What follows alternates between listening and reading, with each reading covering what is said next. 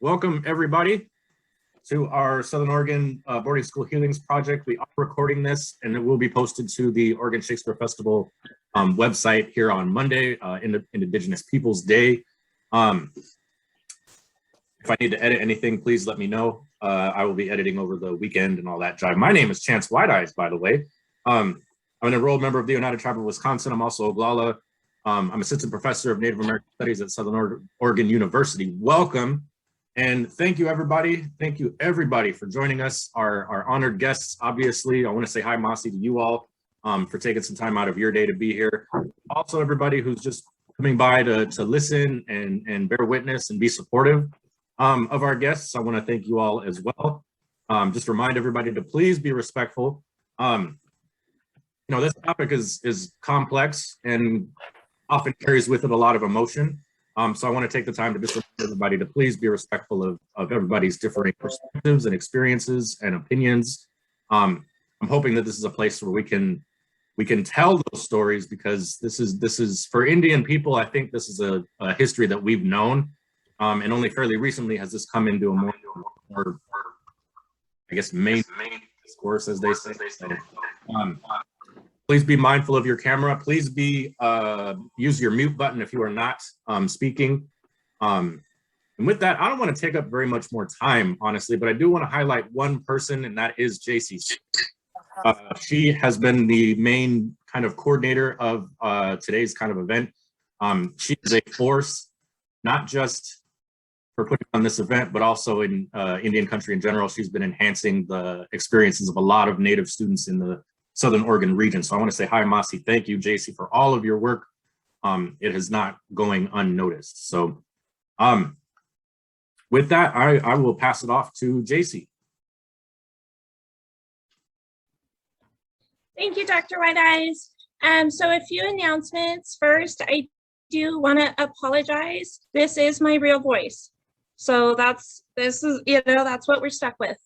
And then secondly, I also wanted to highlight some of our donations as well. So I'm going to share my screen and we will talk about that.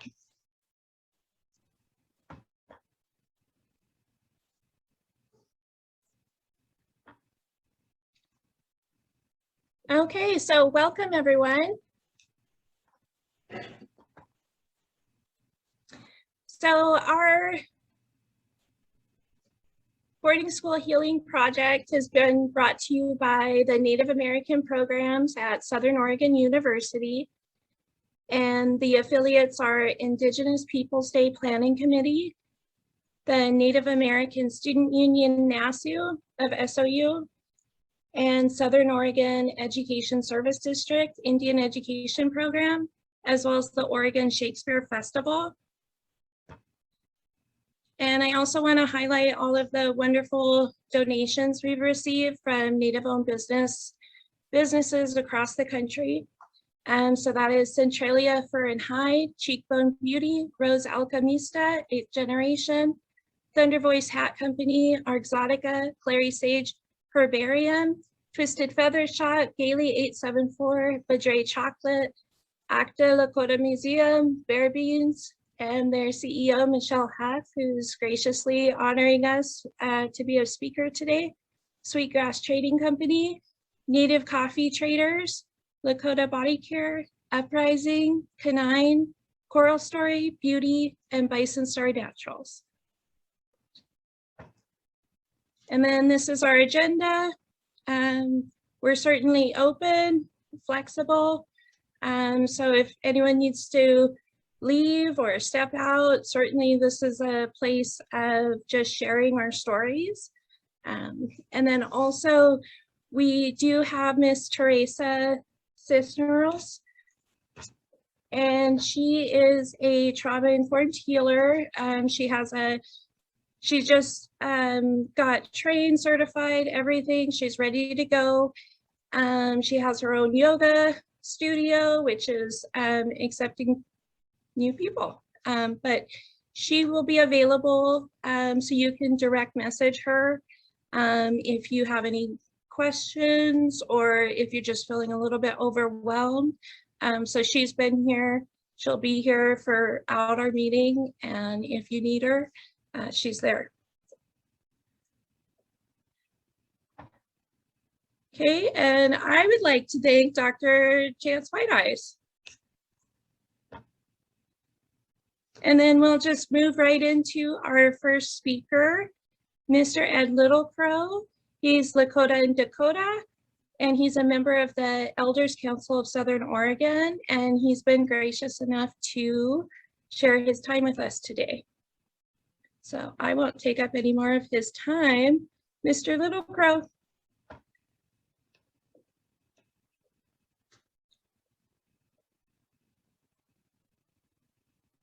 Are you ready, sir?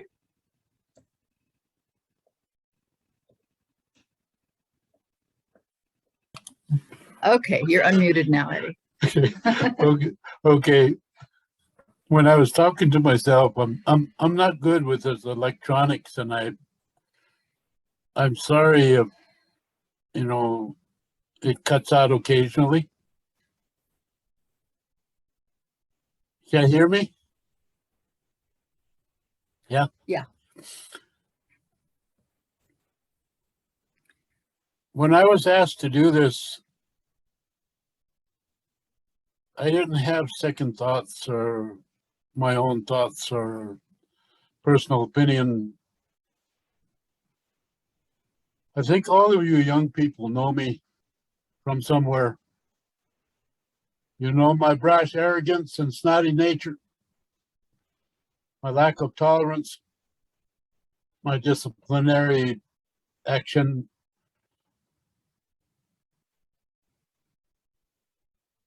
I was pulled out of my mother's arms and taken off to, I guess, government camp.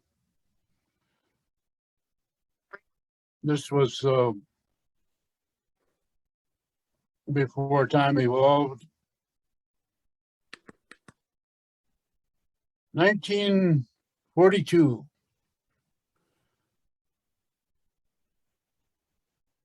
Familiarity, comparison, evaluation, circumstance and condition and purpose, a purposeful reality and other realities. As a member of the American Indian Movement, the National Indian Youth Council,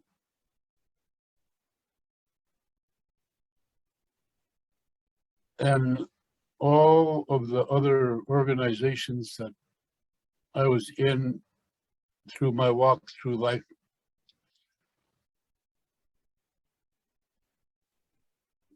government school, boarding school, orphanage, they later became modification centers in dark areas. They later became institutions, training schools, reformatories, mental health facilities, and prison. I've been in every institution that this country has. I've been to all the government schools and ran away from all of them. This hair that everybody loves that we have, I remember it being cut, but not by them. The only person to cut this hair was my grandmother, before long hair was even recognized out in public.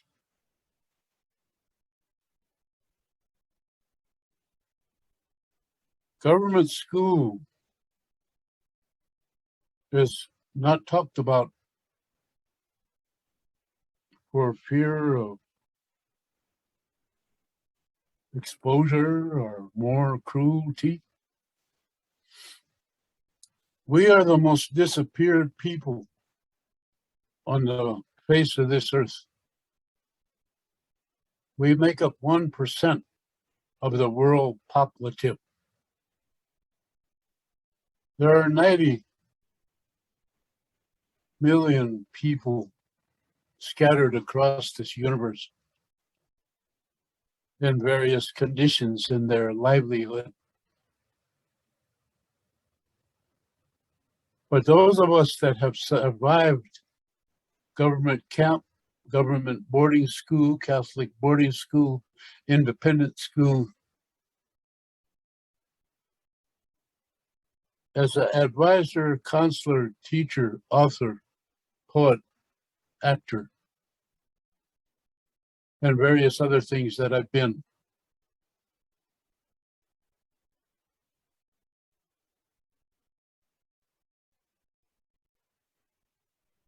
I told someone a week ago, I am the American Indian movement in all its glory. I am the Peltier Defense Committee. My cousin is in Colton Military Institution in Florida. Been there since he left Leavenworth. They say that he's been there 47 years. I say that he has been there 59 years, locked up in this country's institution for something that they don't know who caused it and what for. And as I stated from the beginning, we are the most disappeared people on the face of this earth. We have no voice to speak of. 5 years, 10 years, 15 years, 20 years, 25 years, 30 years. To me, life is too precious to be boastful and bragging about how many years you've been at this socialistic life of economic deities and precious amulets. In a boarding school, they washed our mouth out with lye soap if we spoke our language. They beat us if we spoke our language. In front of them nuns in that Catholic boarding school, it was no fun. Being whipped by them priests with them boards and chained to the wall wasn't very fun, but I'm a survivor of these schools and their heinous operations. The worst one being in Utah, in Inner Mountain. But all of these government schools like Chemawa, a lot of people don't know that young Indian children from South Dakota, North Dakota, Nebraska, Kansas, and Oklahoma were sent over here to Chemawa, the old boarding school that burned down. No. I was privileged enough to go up there and honor the dead that are buried all around there. I know that people don't want to hear what this world has done to almost every race of people for the betterment of their advancement of civilization. It's not hard for me to talk about all these ugly things, all these hateful things, all these outlandish things, all these heinous things. I wish that more people would come to the realization that if this isn't dealt with, the young people that you're looking at and yourselves and each other, if you are blessed with children, when is this going to end? It didn't start with us, but I think it's going to end with us, because the scientific world of economics and preference and its deities say that this is the lost generation. As a survivor of the past, all these experiences that I mentioned, this generation might be the last generation as you have known it in your lives. Take a good look at your children. Take a long, hard look at yourselves and each other. Appreciate life to the fullest extent of the law.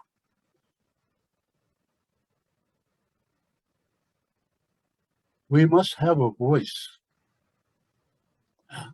There must be a voice to not let the public know, but let the world know that we are human beings, not numbers and issues. The only reservations that I recognize are to travel and entertain.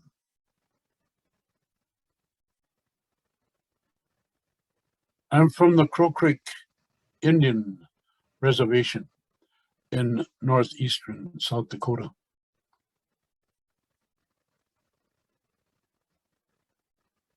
The water fight was just 165 miles further than that. The water fight in North Dakota over the most precious thing that we have in this world. 50,000 young people from all over the world, all denominations and faiths and organizations were present and accounted for. From my reservation, the young riders who did the security were from my reservation. The young one that lost his horse, they were proud of these horses. You know, a lot of them raised them and trained them.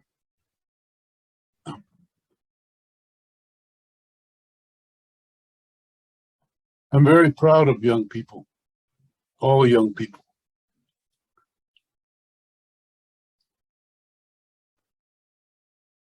When it wasn't cool to be Indian, I was always Indian.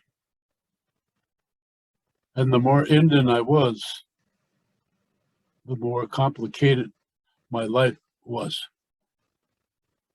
And I get right back to this hair. In your part of the world over here, Southern Oregon, I think I could claim the first one with long hair. I think I can. I'm not quite sure, but I think I can.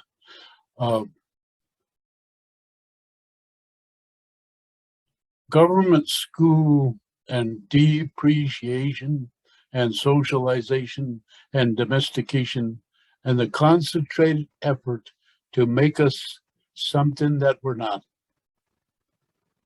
is always present in our midst, in our communities, in our lives. This language that I speak is the language of the world. It's called English, Inglesa, as the Portuguese say. This language was taken from every language in the world. And it was made up not to complicate people's lives, but to insecure them.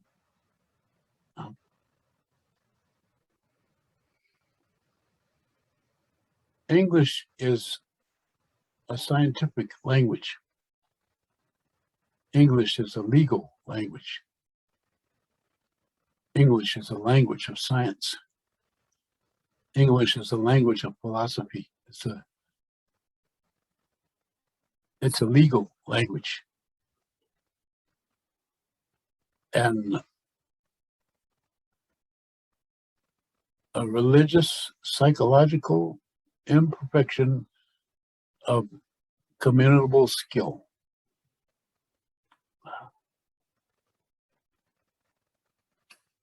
There were 125,000 words in the English language in the mid 1800s, early 1900s. A man by the name of William Shakespeare brought 175,000 words to the English language.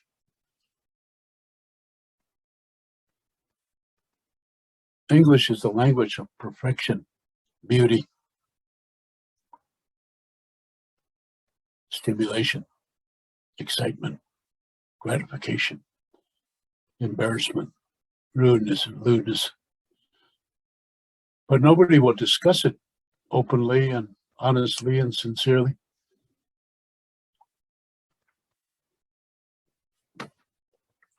Integrity is something that I cherish because everyone should have it.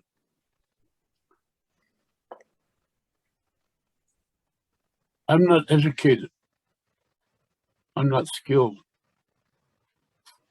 But I am all the things that I say that I am.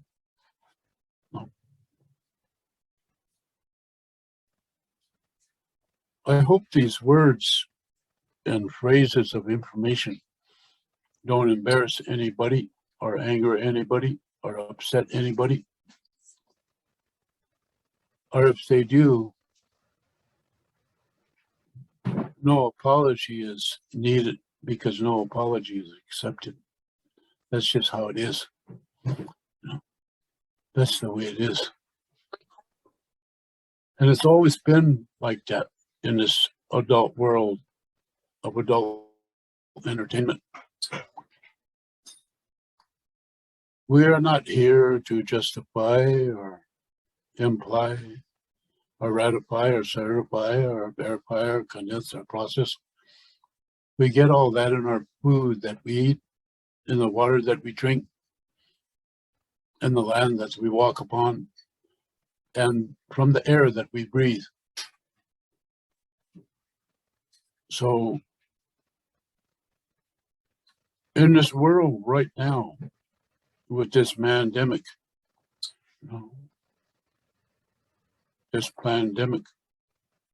this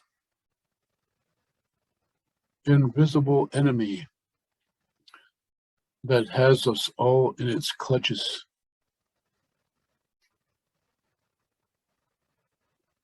I've never feared anything or anyone, anybody. And I don't fear this. But I don't accept it with open arms neither, or open-mindedness. We are being lied to, like you're being lied to from the beginning. And as I stated, I could still taste the lye soap in my mouth after all these many years. And alcohol emanates from my system. I quit drinking 68 years ago, but alcohol still comes out of my system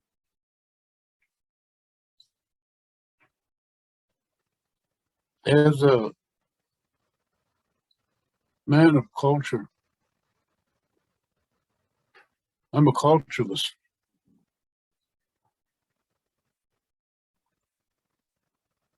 I'm an indigenous person of this Western Hemisphere, born and bred in northeastern South Dakota, Fort Thompson, South Dakota, 38 miles from Chamberlain, South Dakota, 375 miles from Pierre, South Dakota. There was a government school there.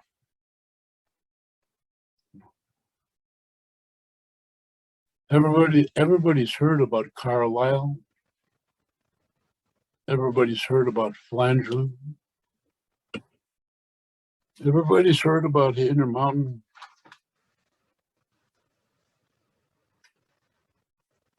But all the rest of these government schools that are still going on, by the way, nobody's heard of.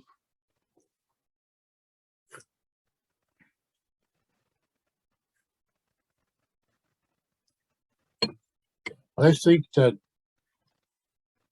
15 minutes or a half hour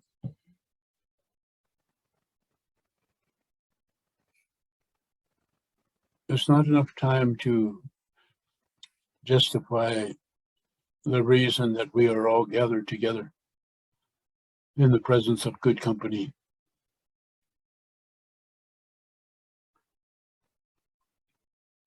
But since I was kindly invited to join you all here, it's been your pleasure, or it's been our pleasure to have good company, to have good dialogue, to be presented with good faith and openness and honesty, with some integrity. I acknowledge all present and all beauty.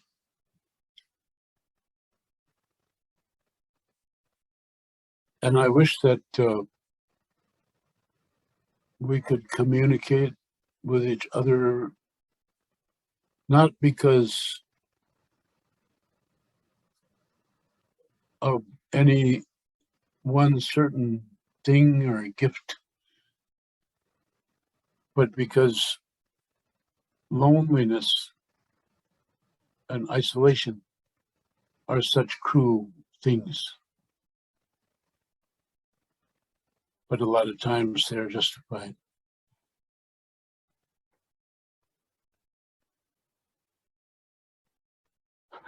When you ask the Crow Man to talk, you're subject to hear or encounter everything. That's my crowtential. You know, and out of the crow's beak comes a lot of interesting things. You know how crows are. I'm crowinizing,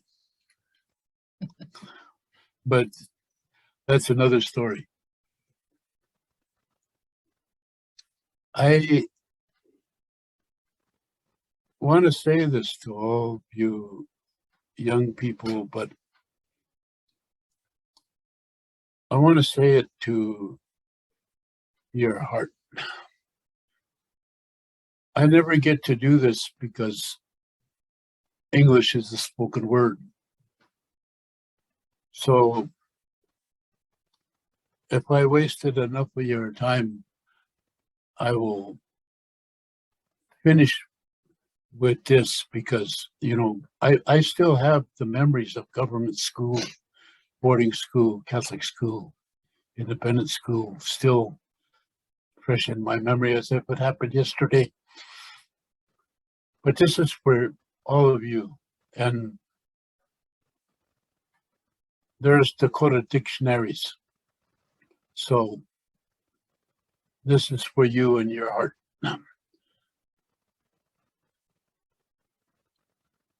Ohania mestaka kolriktana, ileetana.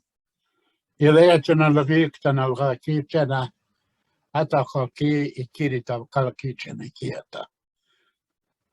Na kua kolriktana rika ialan jaapsa kaitea. Kalitana itea ikata. Ikata larachi riktana teana. Chante atata. Chante otavdiki iniela reacha ata shakirki. Okirita lakaki tai India teche.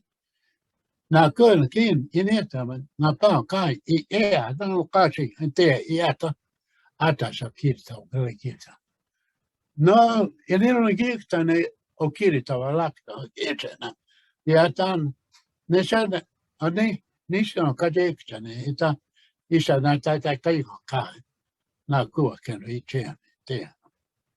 Ne che ichena waglomo ya ta Shanda cha usha kashaki kitani tanko ushika wachao ikianta na no gri kana kir ton kai ke chicken itana chen na vishwacha kitani te kake karwe kiyo ka kitani te na ta ichen pension ta ite yata kaselas raka ta Colton Florida country ita Taichen te kakio iata.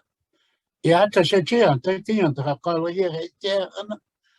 Sada ite sada echa kai isa akali iana ukale us ka ka tre idiota wa kula ka ke ea lach. Manake uke ieta ukiri sa wakaishi idiota. Na kula kina shama yana. Uchangi kisha idiota. Uchangi yata iata. We up that cake tonight there, done. But now, my day, okay, you did, my good. We up that cake then, it then was there. We all here, Colokitchen, Doka, Colokit.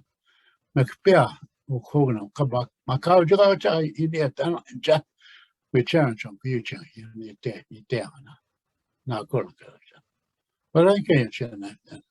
Takuro, oh, what nature should be. Look at here. But Doctor, I say, thank you. Oh.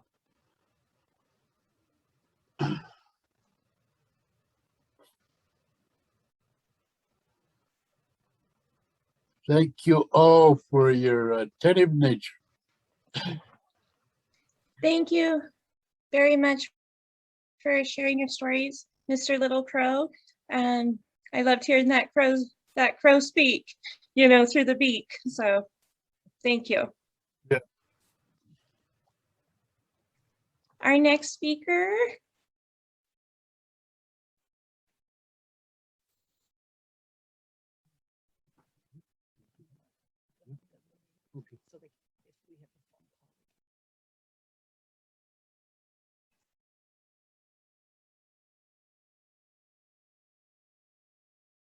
Okay, and our next speaker is Miss Michelle Heff, and she's the CEO and founder of Bear Beans.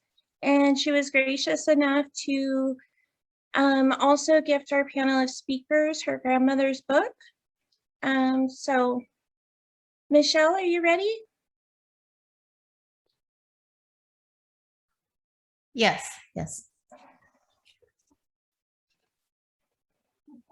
Can you hear me? Yeah, give me Okay. 1 second to get out of screen share. Okay. Apologies. No.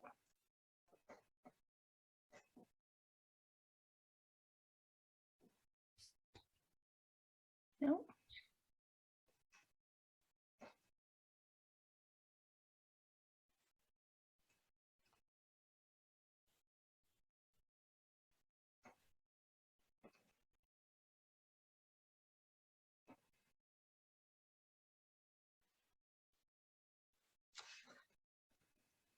There we go.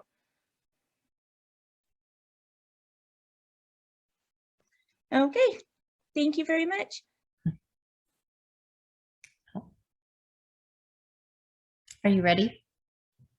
Okay. Thank you, JC, for inviting me to speak. I was actually really honored when you asked. I am the granddaughter of 2 residential school survivors. Both of my grandparents, my paternal grandparents, went to residential school in Wahpeton, North Dakota. They have since passed on. Sorry, I'm getting a little emotional talking about this. My grandmother wrote a book about her experience. It's called Tomorrow. I don't know if you can see it. Tomorrow, my sister said, tomorrow never came. And she published that in 2013. And she talks a little bit about her experience at Wahpeton Residential School. She was forced to go there at the age of 5. And she went there with her 2 older sisters, Helen and Lucy. And they were there for a total of 3 years before they actually got to come back and see their parents and their family again. So I couldn't even imagine going away to school for 3 years at the age of 5 and not being able to see your parents or your brothers and sisters. My grandmother passed away last November at the age of 98 from COVID. So it's still just a little bit raw for me, but I'd just like to read a couple passages from her book, if you don't mind, some things that she went through.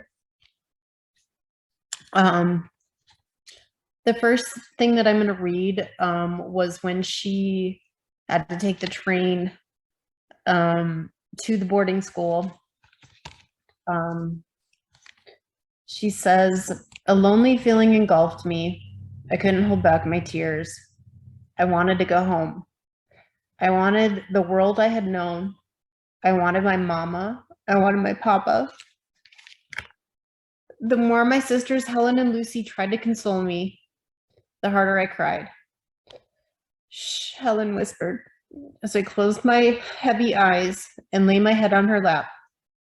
I heard her softly say, "Tomorrow, tomorrow we'll go home." And that's where the title of the book was inspired from that, what Helen told my grandma on the train at the age of 5. The next thing I wanted to read is when she actually arrived at the boarding school. Helen was shaking me. "Mitha, wake up. We have to go." I sat up and noticed bright lights above us. Everyone was standing, gathering up their belongings. Again, the tall man yelled at me, "Pick up your things and get in line. You are not off the train and follow each other to the large truck outside. Do not get out of line." Quickly, Helen and Bibus was a nickname for my Aunt Lucy, my grandma's sister. Quickly, Helen and Bibus picked up our belongings, then shoved me between them, and we made our way to the train door. Following the group, we came to a large canvas-covered truck. A man lifted us in turns into the dark interior. We were ordered to sit on the floor and keep quiet. After a short, bouncy ride, the truck stopped. Another man was there to drive or to help us get off the truck. I looked around in wonderment. There were tall lights and big houses all over the place. A strange-looking, heavy-set woman wearing a blue dress and a white collar and cuffs was standing at the curb. "Follow me," she said in a loud, stern voice. My sisters held my hand and we followed the group along. Once inside the building, the woman led us to a very large room where dozens of strangers from other reservations were being directed as to what they should do. Standing tall and stately, she glanced over our newly arrived group several times. Then her eyes seemed to rest on my sisters and me. I stood there staring in wonderment at the strangers. The huge room with the high ceiling, the strange mutterings of others, and the one in charge. Walking briskly, the woman came up to where we were standing and she said, "Are you sisters?" "Yes," replied Helen.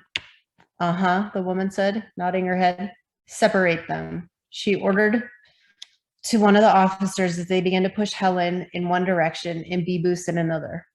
"Helen," I cried as I made a dash to her side. I was quickly pushed back across the room. "Where's my sisters?" I cried. "Hush," the woman snapped back at me. "I want to go home," I cried again, thinking she could understand me. In one loud, shrill tone of voice, she continued to talk to us and use our movements so that we could better understand her. I still continued to cry, only to be pushed along with other strange little girls into the outer room. There we were told to take our coats and shoes off. "Pile them here," she ordered. Tearfully, we obeyed her. "And what's this?" she snapped as she snatched my little bag of candy from my clutch and threw it into the pile of clothing. I looked around. Wasn't anyone going to help me? Pushed into a single file, we were led to another room where piles of clothing and linen were stacked up on tables. We each were given long striped flannel nightgowns. Lining up again, we were ushered to the long dormitory room where dozens of cots were lined side by side. "You here, you there," she ordered. "Now everyone get undressed and get into bed." "No talking and no crying," she snapped. Confused, I did as the others were doing. Too scared to cry and bewildered almost to numbness, I whispered softly, "Where is someone? Helen? Beboos? Mama?" I cried as a deep hurt engulfed me completely. That was my grandma's first night at the boarding school.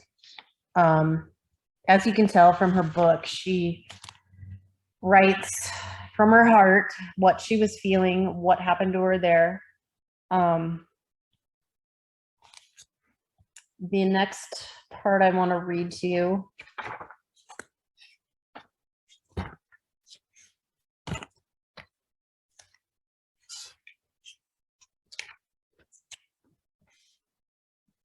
is what happened when she was actually there. This chapter is called Unknown Expectations. How do you forget the world you were born into? How do you forget your parents, your lifestyle, your language, and most importantly, the love and freedom and simplicity of life? All these to be snatched away from you at 5 years old, and then to suddenly be forced to do a turn about face into the world of unknown expectations. I was constantly observing, imitating, and trying to find the answers to this very complicated world. The numerous rules and orders that had to be obeyed, the constant loud, shrill tones of voices in command, the strict reminder, "Do not speak your Indian language." The bewilderment of not knowing right from wrong left me completely in a constant daze.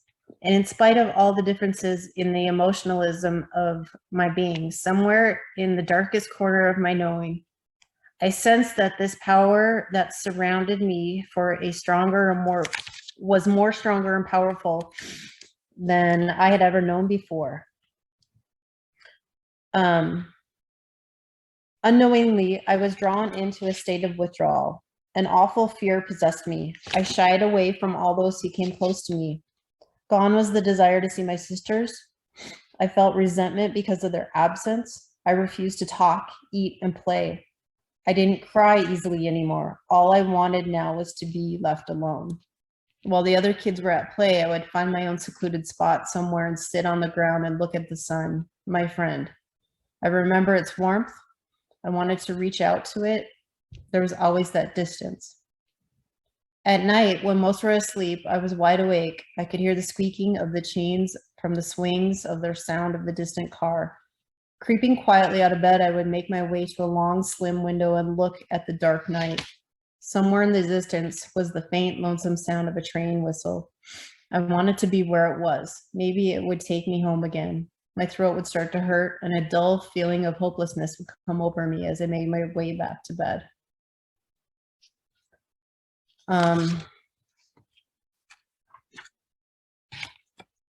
The other part I wanted to read from my grandma's book This chapter is called Runaways.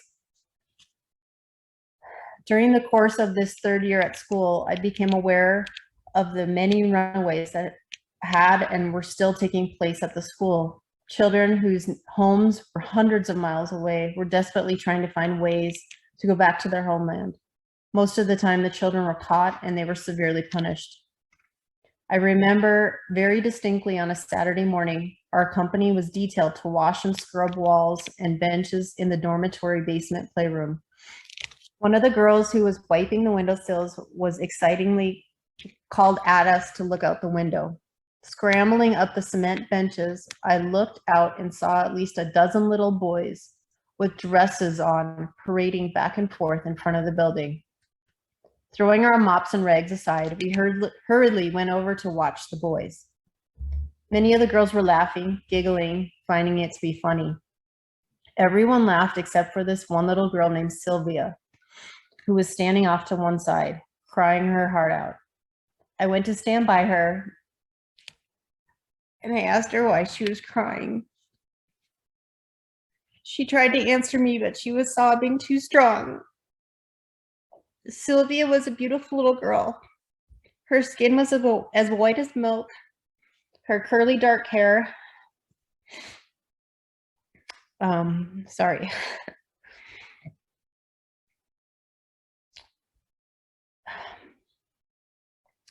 Her curly dark hair was dangling around her face, which was moist with tears. She was sort of a shy girl, and although I knew she was from the same homeland as I was, we seldom played together. "What's the matter?" I asked her.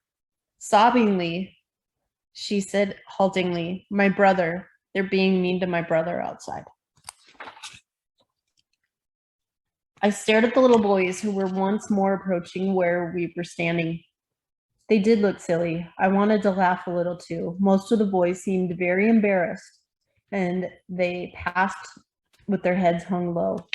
They didn't try to look at the crowds of girls who were giggling and making remarks as to how cute they looked with dresses on, with the exception of one. This little boy was about 10 years old, a very handsome boy with large dark eyes and dark curly hair, showing a strong look of defiance. He glanced at the girls and snapped his eyes, apparently very insulted that they were making fun of him. "That's my brother right there," Sylvia said as she pointed to the curly-haired boy. "What did they do?" I asked, still crying. She told me how these boys sneaked away from the boys' dormitory and ran away to go home. "But they got caught, and now they're being punished," she cried. I glanced once more at the little boy. What if that was my brother, I thought. Little did I know he would be more than a brother in the years ahead. That little boy that ran away was my grandpa. My grandma ended up marrying him. So that part of the book always gets me. And the other part of the book that gets me is at the end, she describes going back home, and after 3 years of being at boarding school, and she didn't even recognize her parents when she got off the train. She forgot them. She forgot her language. She forgot who she was, and she forgot what home was like, and she forgot what laughter was like at home. And it just makes me very sad to listen to her, to read her book. And I'm really glad that my grandma wrote these words down so I could remember them. There's a lot that happened to her when she was there, and this is, as you can see, a pretty thin book. This doesn't even cover half of the things that happened and what she went through, but she wrote what she could, and she wrote down her true feelings, and I felt honored to be her granddaughter. I felt honored just to be part of her lineage, and from her and my grandfather too.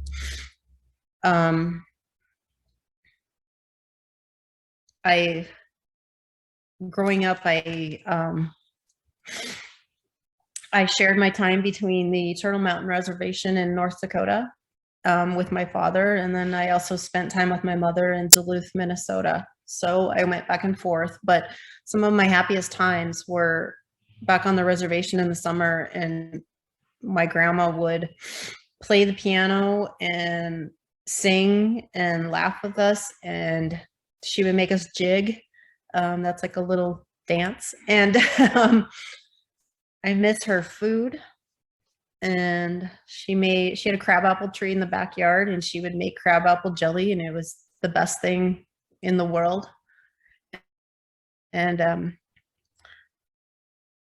I just thank you guys for letting me speak about this and to read a little bit about my grandmother's experience. And I know that the trauma has passed on through our generations. I still feel it as her granddaughter, and my cousins suffer from it, my aunts and uncles. And I hope that this country just does better to help us all heal from it and start talking about it and learning about what happened and not brushing it aside. And I'm teaching my 2 teenage sons about it.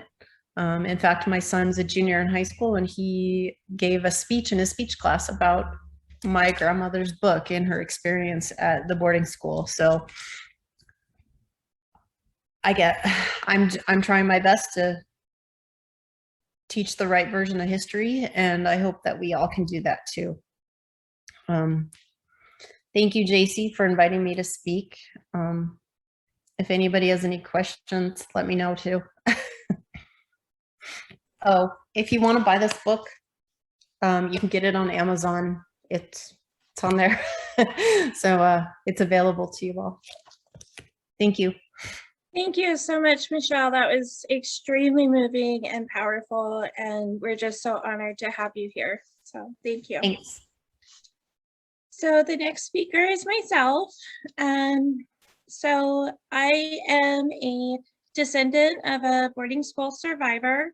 This is my mother, Cheryl, and as well as there's 70 plus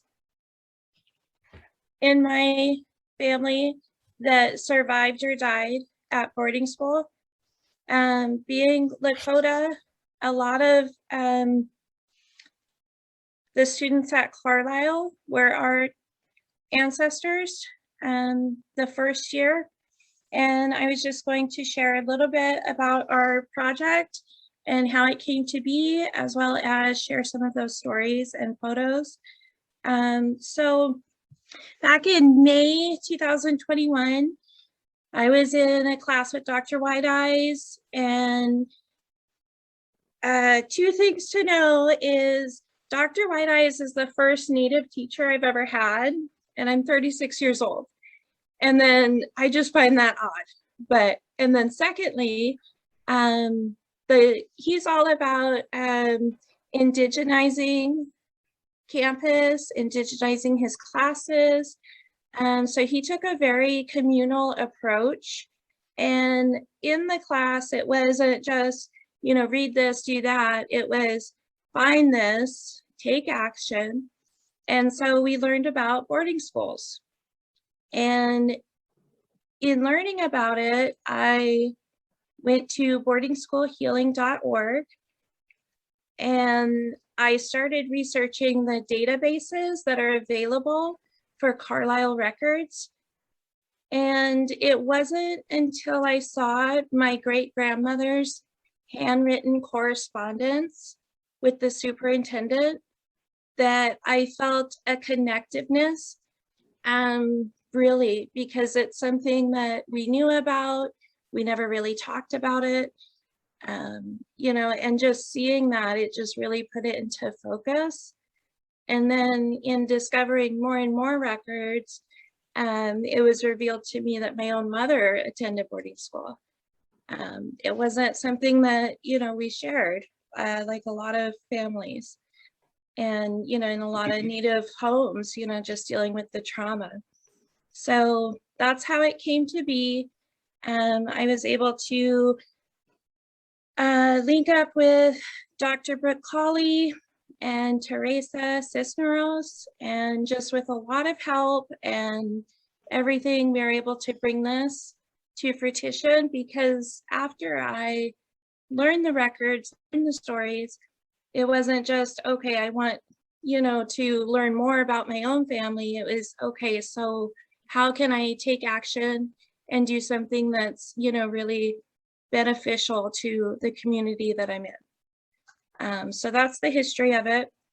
And I'm going to share my screen. Wish me luck.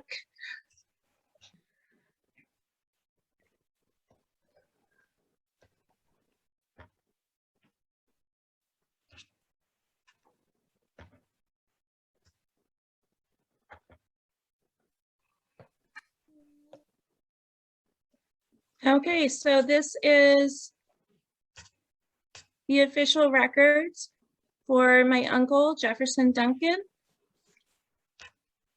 and Mrs. Ellen Duncan was his mother. So he has a very complete record because he was also a football player, really. Yep. But in finding this, the first thing I want to show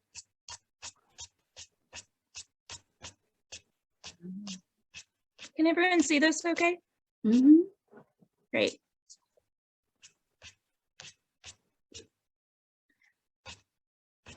So he had signed a 5-year contract to be there, and he deserted after 4 years and 8 months. And what the records don't show is that the day he left was his last day of a 9-day stay in infirmary for a lacerated finger. And then here you can see the nourishment and medicines given to him. He got some milk that day. Yeah, so after he escaped for his life, he never returned to Standing Rock until he was an elder. And that was fear of recapture. And so that's just one. And then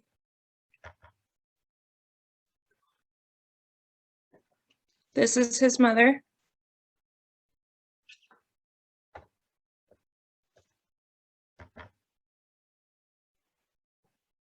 And then this is Molly Pretty Hair Horsewoman. Her name was changed, and she was one of the first students at Carlisle. They dropped, it's extremely hard to locate records because instead of calling her Pretty Hair Horsewoman, she was just known as Pretty Woman.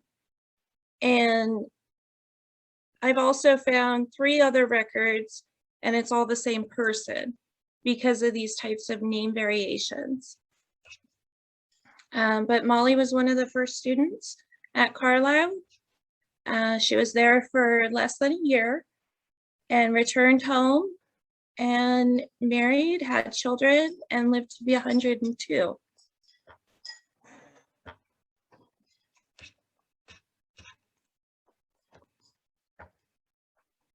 So those are just a few of our stories. But really I'd like to do is introduce my mother. She is quite amazing, but also, her upbringing is the reason that laws are now in place to protect my children. And I carry that with me, and I've taught my children this, and, we know that going forward.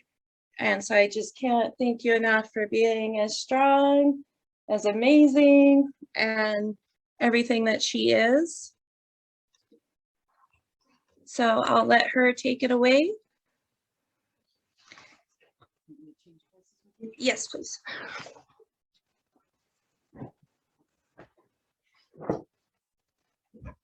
Hello. Thank you for having me. My name is Cheryl Meter Swick Hernandez. I'm an enrolled member of the Cheyenne River Sioux Tribe. I was born and raised on Standing Rock. I'm really proud of JC for doing this. JC had no idea that I personally went to boarding school. I only went for a year. So my experience, I know, is nothing compared to family members and other people. It was a really, really bad experience. I went with my older sister. We were taken to Cheyenne River. It's Cheyenne River Eagle Butte Boarding School. It was run by the Catholics. When we went in, there was a lot of other people going in at the same time, people bringing their children. And right away, at first, when the parents were taking us there, I wasn't scared. I was real young, first or second grade, because I had my sister. But when we got there, they took her. I'm sorry. I've never spoke about this before, ever, to anyone. Not my children, not anybody. But it was really, really hard to be taken away from the family and to be put somewhere where you weren't allowed to speak your language. They cut our hair off because they thought we were dirty. Because we were dirty little Indians, that's what they called us. They would take those lice combs and rip them through our hair. And then they made us say all these prayers that a lot of us didn't understand because we weren't raised that way. I was raised by my grandparents, my maternal grandparents, and my paternal grandmother. And life was good. Yeah, we lived on the reservation. We were poor, but so was everyone else. And we were happy. Our grandparents took good care of us. We laughed and we played and, we had good times. We weren't sad children until we were taken to the boarding school. And my parents got divorced after that first year, so I didn't have to go back. My grandmother took me and she took me off the reservation. And then my grandmother died and I was put into foster care. So I've spent a lot of time in and out of different foster homes, which is a whole other story for Native people, because a lot of us were taken and put in non-Native families. And that's what happened to me, as I was put in non-Native families. So every family had this desire, I guess, to baptize me into their religion. So I've been baptized probably 30 times into different religions, but I'm still Native. And I still believe in everything that my grandparents taught me. I'm so proud of my daughter, JC, for doing this. She had no clue that, I had gone to boarding school. She didn't really know about her ancestors either, because it's just not something that we talk about. As Native people, we put that pain away and we don't dwell on it. We try to make the best of every day and be the best people that we can possibly be, and go at every day with a good heart and a good feeling. And thank you for having me. Thank you for listening. And that's about all I have. Thank you. Thank you. And we're going to take a break.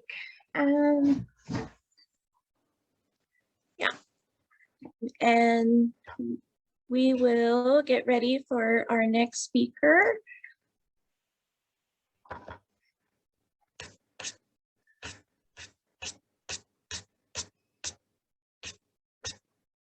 And there's my mother. A little bit of background on her. She's the mother of 8 children. And we're enrolled with Cheyenne River, and we're also Standing Rock, Lakota. And our next speaker is the wonderful Teresa Cisneros. And she's our Indian Education Program Facilitator. She is the Vice President of the Oregon Indian Education Association.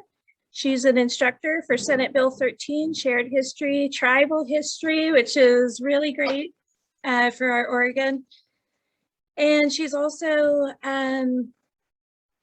wonderful, but she's also a trauma-informed healer, and she's just going to share some of that knowledge with us. Ms. Teresa, you ready? Yeah, thank you, JC. I'm going to begin by modeling when trauma comes into our lives. I'm going to invite you all to just support me as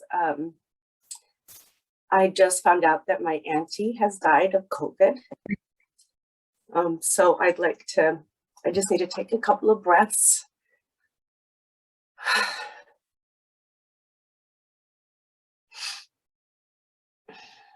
And really just bring attention and honor to how many we have lost to this disease. And how re-traumatizing it is for First Nations people.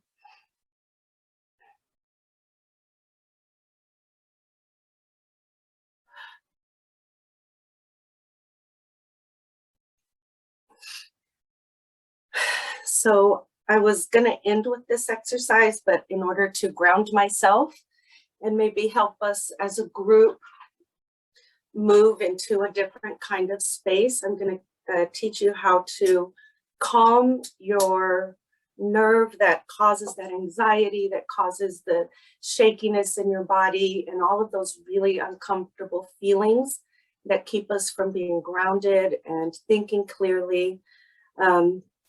So if you'll just do this with me so we can move through this trauma and also all of the historical trauma that is with us and present at the moment right now. So if you'll just sit up, maybe sit at the edge of your seat and just start rubbing your tummy.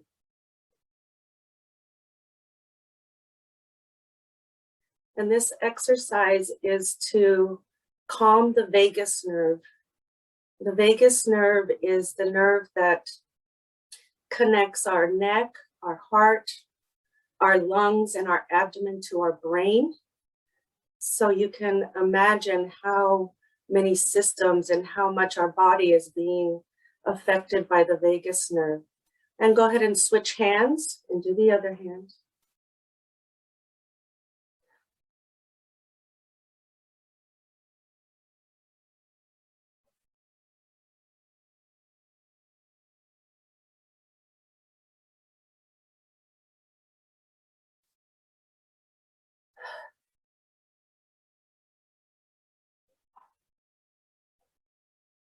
There you go. Okay.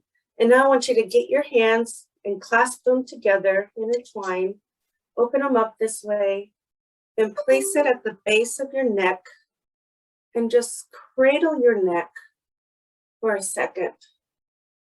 That is where the beginning of the vagus nerve is at. And then put your head into neutral, press your head into your hands just a little so that we're putting our head in the correct position. So it's resting on top of our spine. And then just moving your eyes only, I want you to look to the right, and we're going to hold that for 45 seconds. And I will do the timer. Go ahead and go now.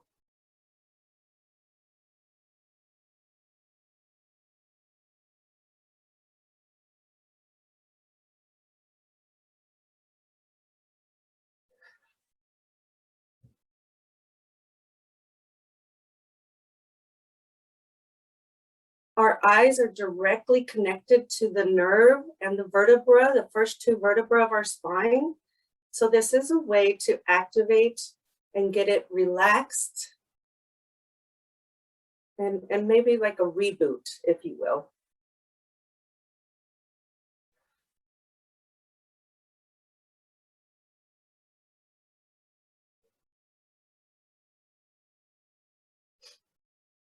Okay, go ahead and Bring your eyes back to center and forward.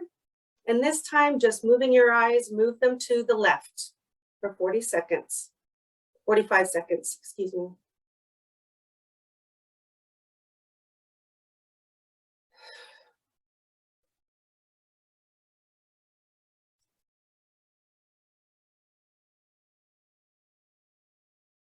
And one side may feel different than the other, and that's okay.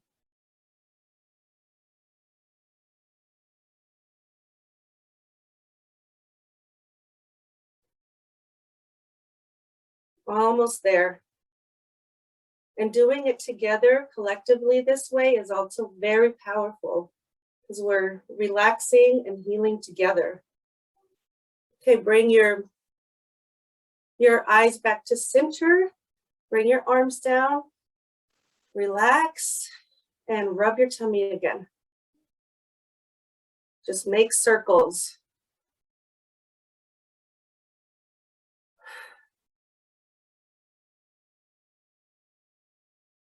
And switch hands.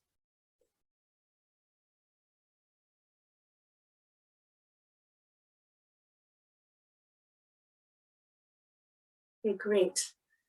All right. Thank you so much for letting me be spontaneous that way so that I can remain present.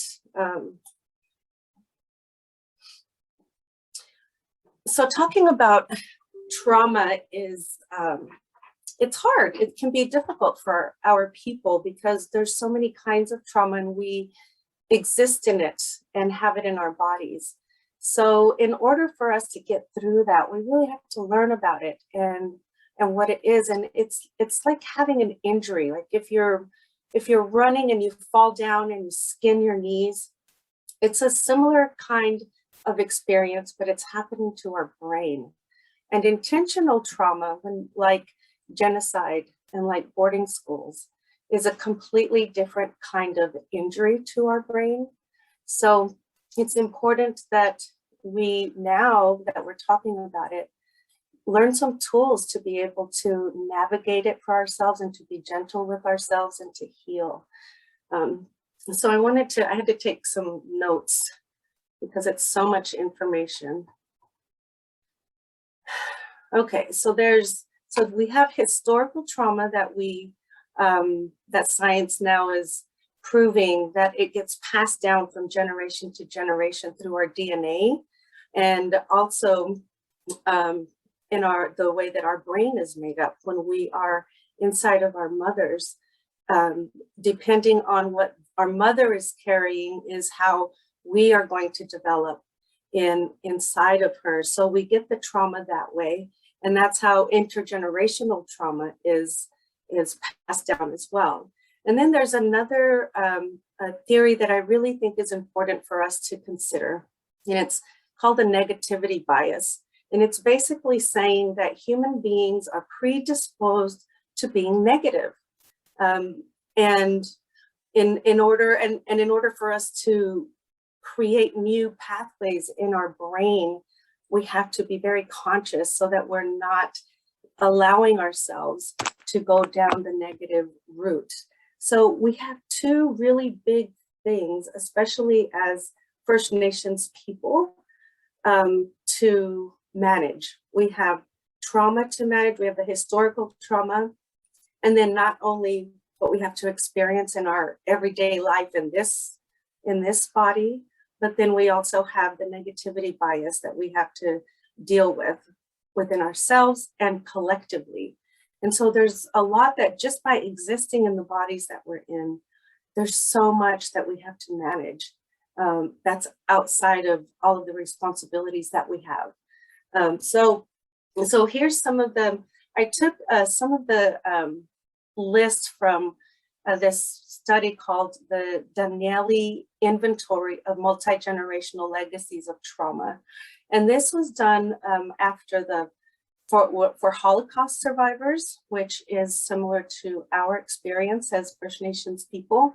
And so here's some of the things that you can see how in your upbringing, or maybe even in your home, maybe you're doing it. When I saw this, I thought, oh my gosh, I do so many of these.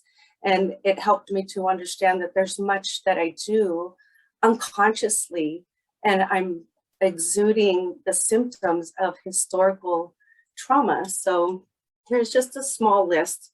It's privacy was not allowed in your house. Weakness was not tolerated in your home. Other than with family members, we socialized almost entirely with other survivors. Affection and open expression of love were rare in our home. Overstocked with food. Closeness was rare. I was taught to honor and remember the history of our people. My mother or father wanted to know where I was at all times. Our home was devoid of emotions, unless it was what we consider positive emotions, like laughing and joy and joking around. That emotion is always really acceptable and also can be overused to compensate for underlying things. But other than that emotion, devoid of emotions, it felt dangerous to express emotions at home. I was taught to fight against injustice. Self-pity was considered a weakness. I was taught to mistrust authority. Humor was present even when things were difficult. While we were praised for achievements, there was little sense of intimacy in the family. My father or mother used guilt to control my behavior. So these are just a few that are on that list that can help you to identify how much maybe you've experienced, but also to just validate that right now in these bodies and in this life, we haven't done anything wrong. It's what happened to you. It's what happened to us. And so if we can change that in our brain, it empowers us a little bit more to not have shame around what we're feeling. All the weaknesses piece or the vulnerability piece, that feeling that we get sometimes when we want to express love or affection or care. That this is where it comes from, is just talking about it and bringing it close, because it's not you, the person. You don't have to agree to being these things, and we can heal. So some of the effects of trauma, which I also have experienced, is poor physical health. Right now in our First Nations culture, we have so many physical ailments and diseases that we're contending with, not to mention COVID. But then there's also a rise in autoimmune diseases. And I believe that it's directly tied to stress and unresolved trauma. Mental health problems, denial of mental health problems is another effect of trauma. Refusal to seek help for mental health, mental health. And then addiction, which is a very direct result of intergenerational trauma. And most influencers, and the other one is that within our family systems, we will often have less tolerance for our most immediate family. And everything that is good, and all of our patience and all of the love and the genuine care is saved for the outside world. And that's another clear explanation, I guess, of historical trauma, because we have to make sure that we're putting on a good face for the outside world, because if they really knew what was happening inside our homes, even if we're not doing anything wrong, it's just part of that injury. Because if they knew, they might try to come get me. And that's all part of the trauma. So I've just read that list, and that can be difficult. So if everyone will just take a breath with me. And just remember that trauma is an injury to your brain. It's not who you are as a person. Okay. Let's see. And then, oh, I forgot to list a few more, but I'm not going to go there now. So there are some tools that we can use to heal.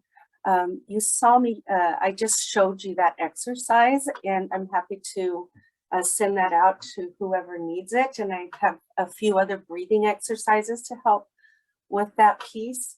But the other one is what we're doing right now, being in community and holding one another. For me to be able to still be sitting here and speaking to you while my family is with my auntie who is passed. She's the matriarch. And I'm able to stay calm and feel loved and supported, and letting it be okay that I'm not being so big and boisterous like I usually am, or taking up a lot of space, but just letting it be safe for where I am right now in this moment. So community is really big in our healing. All of the good that we give to others in the outside world, turn it around and give it to yourself. Give yourself grace.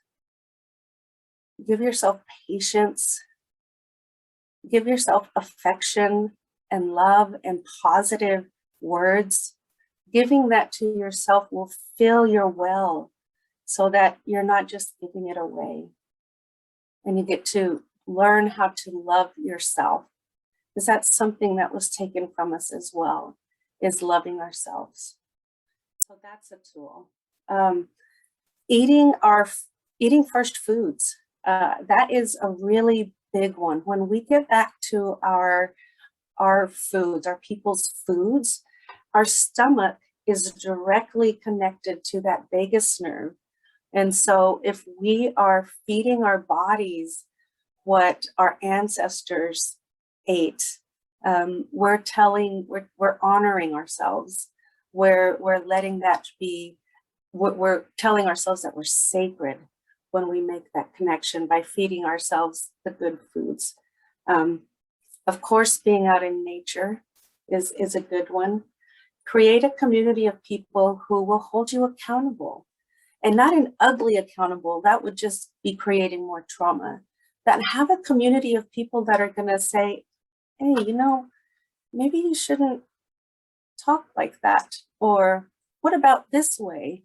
And that's a really powerful tool. And at the same time, it's going to take a lot of courage, because we're not supposed to be wrong. We're not supposed to be weak. We're not supposed to make mistakes. But I'm inviting you to accept your humanity, because that's all we are as people. We're human beings, and we feel everything, and we're all connected. No matter what kind of body we're in, we're all connected, and we feel each other when we're in the same room. Even like this right now, we can all feel one another. So that's really important, to create that community of healing that is going to be positive and uplifting, even when it's hard, because healing is not easy, and healing takes a commitment. And healing is also it's a journey. It's not something that ever really stops. It's just something that you make an agreement with, to not have that trauma run your life anymore. So that's the other one. Tell your story. In Western psychology, it's not exactly a positive thing to tell your story, but through at least all the time. But I really believe that we should tell our stories as much as we have to until it's healed, and keep telling our stories and until it doesn't give us that pain anymore, that ache. And make sure that you're telling it to people who are going to hold it as sacred, who are going to hold it with love and who are gonna hold it with you so that you're not carrying that burden alone anymore. I think that's the piece that I like to hear about telling our stories, that you're doing it in the right spaces and with the right people. Let's see. And then I wanted to talk, so I did my last thing was the vagus nerve. So I wanted to be able to give you in your mind that trauma is an injury that happens to you. It's an injury to your brain. And just like physical rehab, when you've had a physical injury, it's going to take effort to rehab your brain so that you're not allowing that pattern to continually run your life anymore, so that we can heal and become better together and become a stronger community, because we have such a rich community with rich history. And it's time now. It really is just time for our healing and for our beauty to come out, because and I forgot to tell you about my training. One of my favorite teachers that I'm trained, trauma-informed trained with, is the Native Wellness Institute and Jolene Joseph. And she says all the time, the answer to trauma is healing. And I believe that as well. And I have training with Dr. Gabor Mate, and am greatly influenced by Dr. Peter Levine and my own lived experience. And I went through, over a decade of very intense mental health care with one psychologist who became a very good friend of mine. He's no longer with us, but his name is Al Robbins. And he was a big mentor as well. And then I have my grandmothers and my parents, who taught me quite a lot about healing and laughter and sadness and loss and how to manage it. So anyways, are there any questions?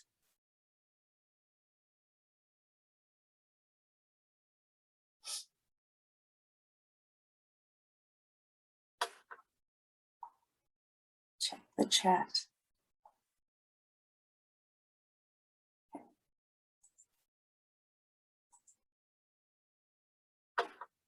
So how's everybody feeling? This is good. This is, I'm going downhill.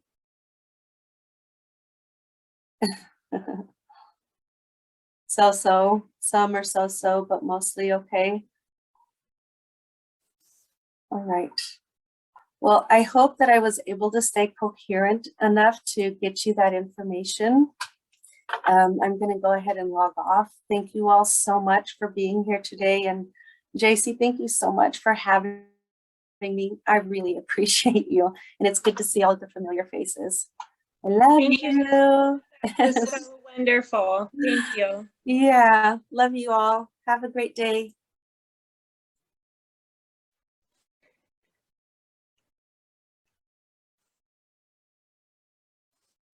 Okay, that was great.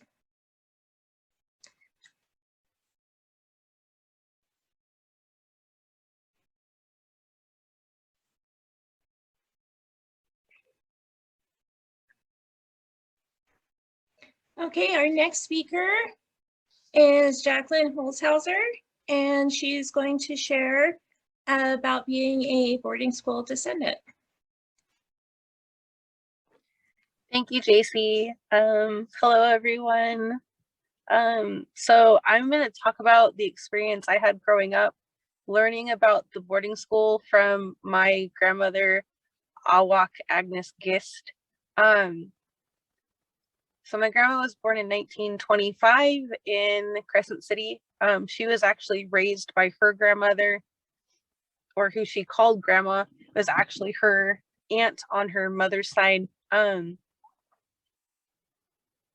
so my grandma was taken from her village in Weechboos in 1932. So my grandma was 7 years old, and her brother, my uncle Awak Frank Gist Sr., he was 5, and their sister, who is 8 years older, had gone to boarding school as well, but actually died from tuberculosis when she was 18. But so my grandma and my uncle were taken from Weechboos, which is Wichipec on the map, and that's probably about 50 miles upriver from the mouth. So just it's below Hoopa if you're going down Highway 96 towards the coast, and to the east a little bit. So when my grandma and her brother were taken, they were pretty young, and my grandma told me, you know, she didn't speak English. Like, she grew up on the reservation, and like the only language she knew was Yurok. And so when she got, you know, the Indian agents came and they loaded her and my uncle and a bunch of kids from the village, and they put them in these cattle trucks. And then they shipped them all the way to Stewart, Nevada, which is between Carson City and Minden, via cattle truck. And my grandma told me, like, that was the first time she had ever been away from home. And like she said, like, the thing that stuck out the most that first day is they separated her and her brother. And they were in totally different groups. Like, she never really seen her little brother. My grandma really didn't talk much about her experience over there, but she did tell us certain things. One of the things that she told us is she'd actually gotten sick after that first year. Her and my uncle ended up getting tuberculosis. And so they were sent together to a facility in California that was actually ran by the Seventh-day Adventists. And they were treated for TB. They were there for probably about 4 months. And then they were sent back to boarding school. And then it was after that, like, my grandma would tell me, like, there was more and more kids that spoke her language that were sent to that school. And my grandma, being older, had taken a lot of these younger students under her wing for protection. And she kind of used to smirk and say, I used to make the other kids laugh. Like, when the sisters would start getting mad at these kids, because they didn't speak English, they're speaking the language they weren't supposed to speak. And so my grandma would allude to saying that she got beat, but she wouldn't say that she got beat. But she would take the brunt of the punishments that the sisters would hand out to these kids for speaking Yurok. And she said, oh, I always used to make those kids laugh because I used to call those sisters Essa, which translates to asshole. But she only stayed there for probably about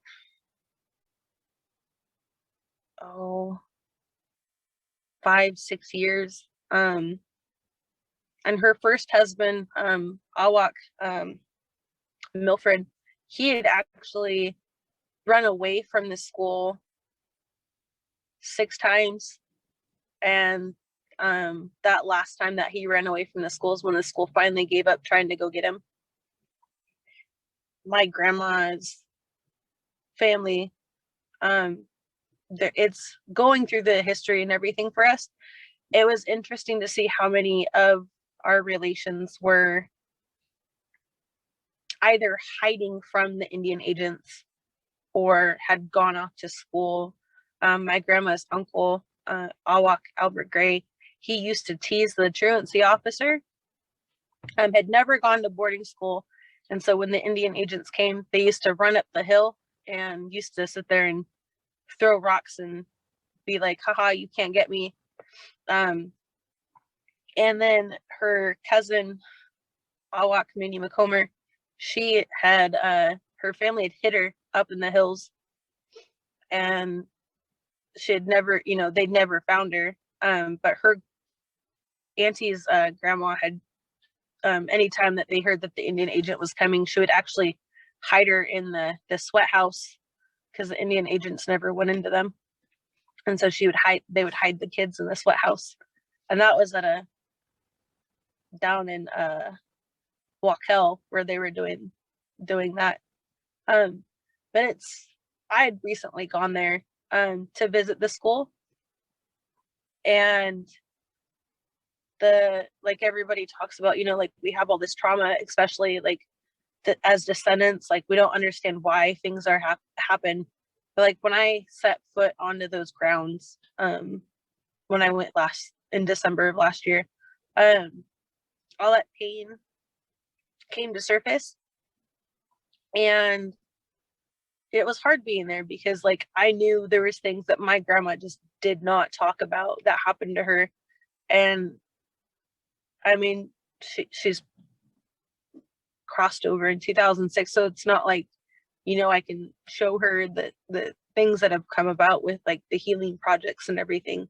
But there are certain things that she would talk about and just like clam up on a lot of stuff. But that school, like based off of like family stories and everything, that school almost broke her. The only two people she would talk in her language to when she got home was her dad, because he didn't speak English at all, and then her uncle.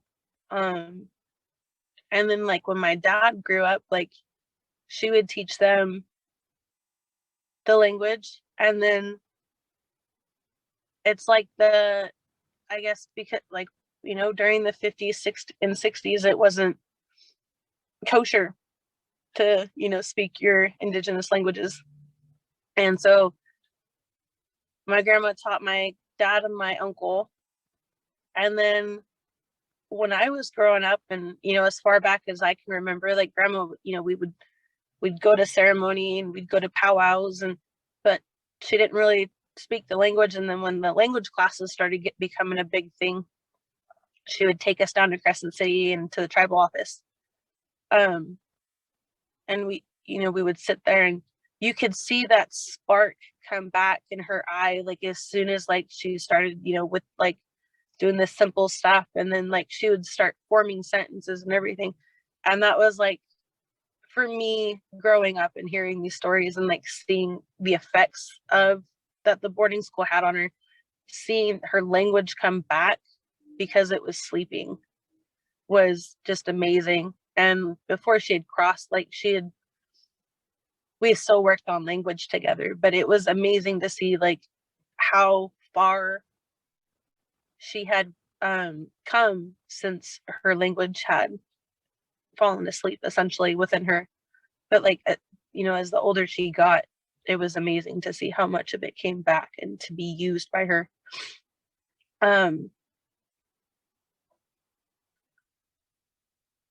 But it's like with these graves that have been found, and all these children that have, in Canada and here in the US that they're finding all these unmarked graves, like it, as a descendant, it hurts to know that there's, this unknown out there oh gosh, it's hard to put into words. It hurts knowing that, there's these families that don't know where their, relations are, like what happened to them. Like, I know based off of what my grandma and my uncle talked about, is there was kids from their village that never left that school, and their families still, to this day, still don't know what happened. And so it's sad. It's really, really sad on like, these last, 80, 100 years have gone by, and, it without knowing.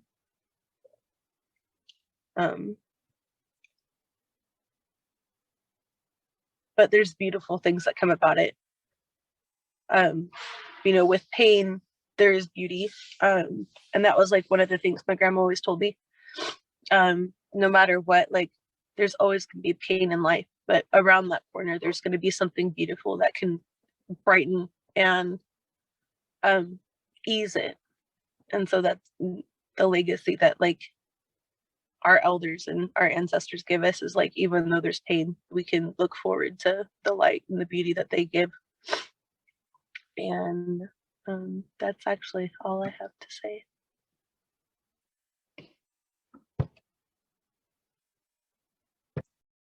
Thank you so much, Jackie. Thanks for sharing your time and your stories. Your grandma, we would have been friends. That's all, you know, like, that's all I can say. So, yeah, thank you so much. And then our next speaker, let me share my screen. No.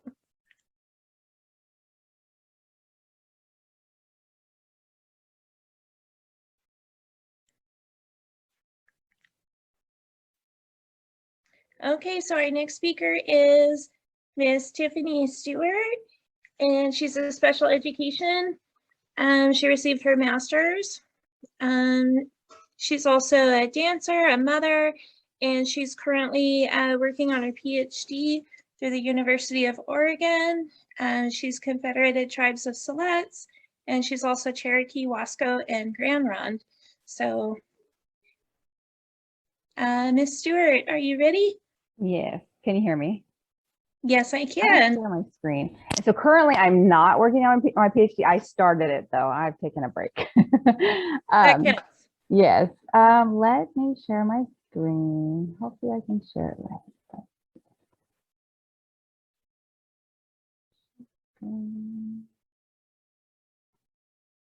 All right. Do you see a PowerPoint? Yes. Okay. So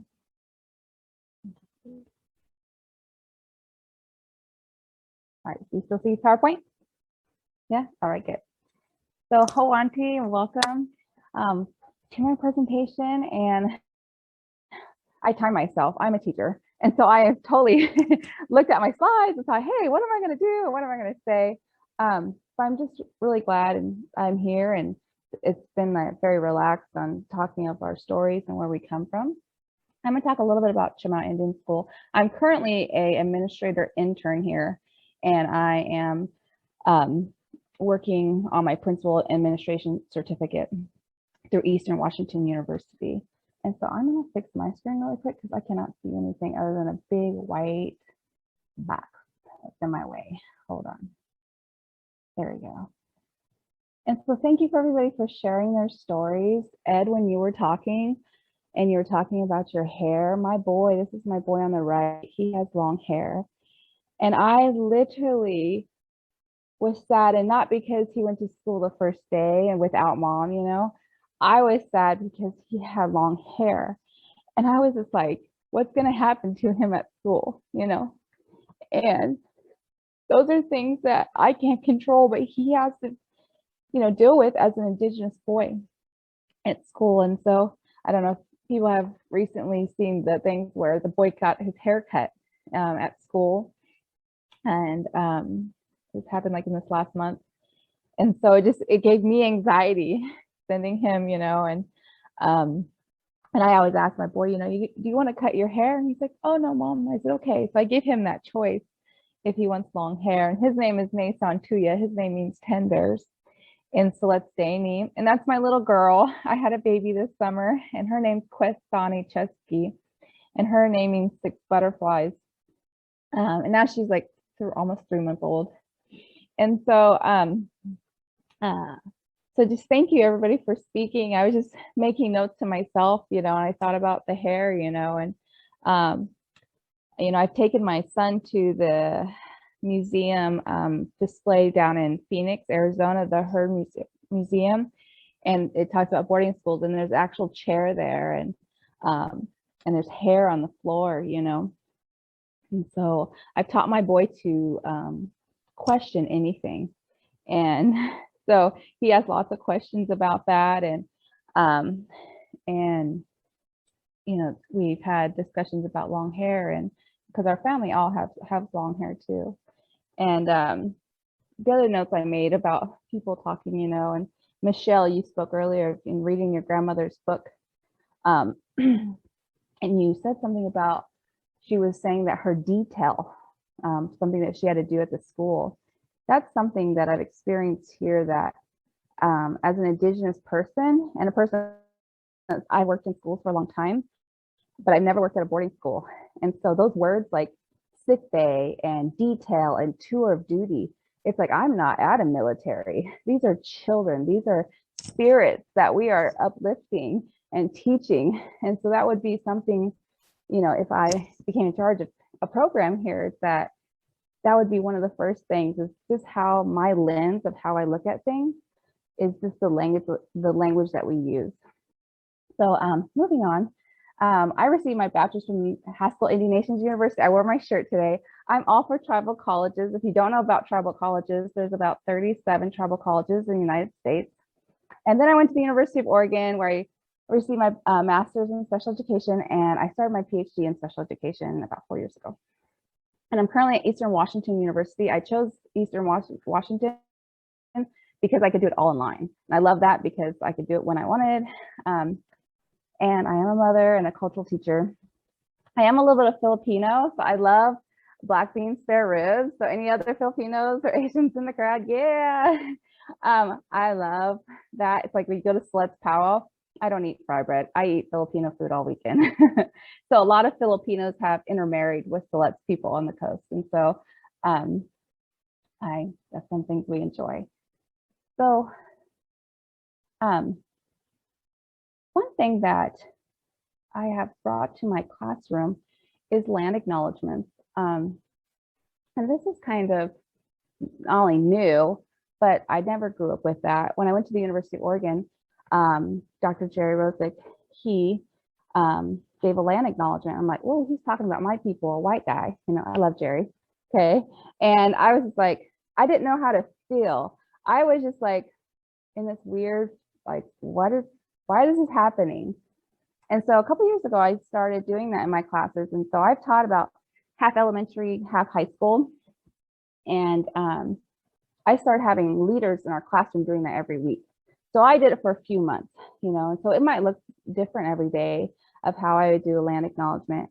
Sometimes I might sing, sometimes I would just acknowledge the land and people that were the Indigenous people, but also the people that have come after that. And so, and this is for students that are not Indigenous also. I've worked in very mixed schools. And so we've had some deep conversations, especially high school level, where, you know, why are we doing this? And, you know, how does that, you know, pertain to my life as, you know, maybe it's a young 15-year-old boy that's white. Why does he care about that, you know? And so those are things that I just want to bring to light. And this is Oregon and the 9 tribes. And I snagged this slide from my cousin, Nicole Butler. I was like, oh, I love that slide. And I just want to give acknowledgement to all the people that came to Chemawa, and I'm sitting in Chemawa School right now, and all the Native people that are here still in our community. There's a big Native community here in Salem, come to find out, because I just moved here. So today I'm just going to cover real quick history on Chemawa, but more currently of the school. Some highlights, the vision, my vision, not the school's vision or the Bureau of Indian Ed's vision, the visions that I have for the school, and a little bit of highlight of Haskell Indian Nations University, because it was a boarding school in the beginning. So I included this older picture because the exhibit I went to in Phoenix, if you ever have a chance, I'm not sure if it's still up or not, I don't know if anybody knows, but oh my goodness, it was like very extensive exhibit on boarding schools. And there were stories and pictures and video, and this is one of them where it has the arch of the school, and just that feel, that's the first thing you see when you come into the exhibit. So it kind of sets that tone of, you know, what was boarding schools really about. And so this picture on the right is of our students that about 2014, I snagged that picture off of the website. and so our current students.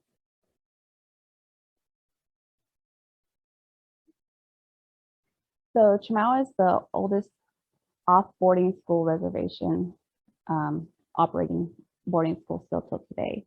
It did start in Forest Grove, and it's very similar to other boarding schools where they learn, sewing and blacksmithing. And I found it interesting. They even made wagons. I was reading about Chemawa and I was like, wow, they even made wagons here. And so when they first started, there was about 300 students representing 40 tribes. And so that's very similar numbers of today. And they came from Alaska, Washington, Idaho, and California. So when those are kind of concentrated areas for Chemawa in the beginning. And Haskell University is very similar the same way. And students were also used to build things on campus and take care of the property. And that was very similar across boarding schools too.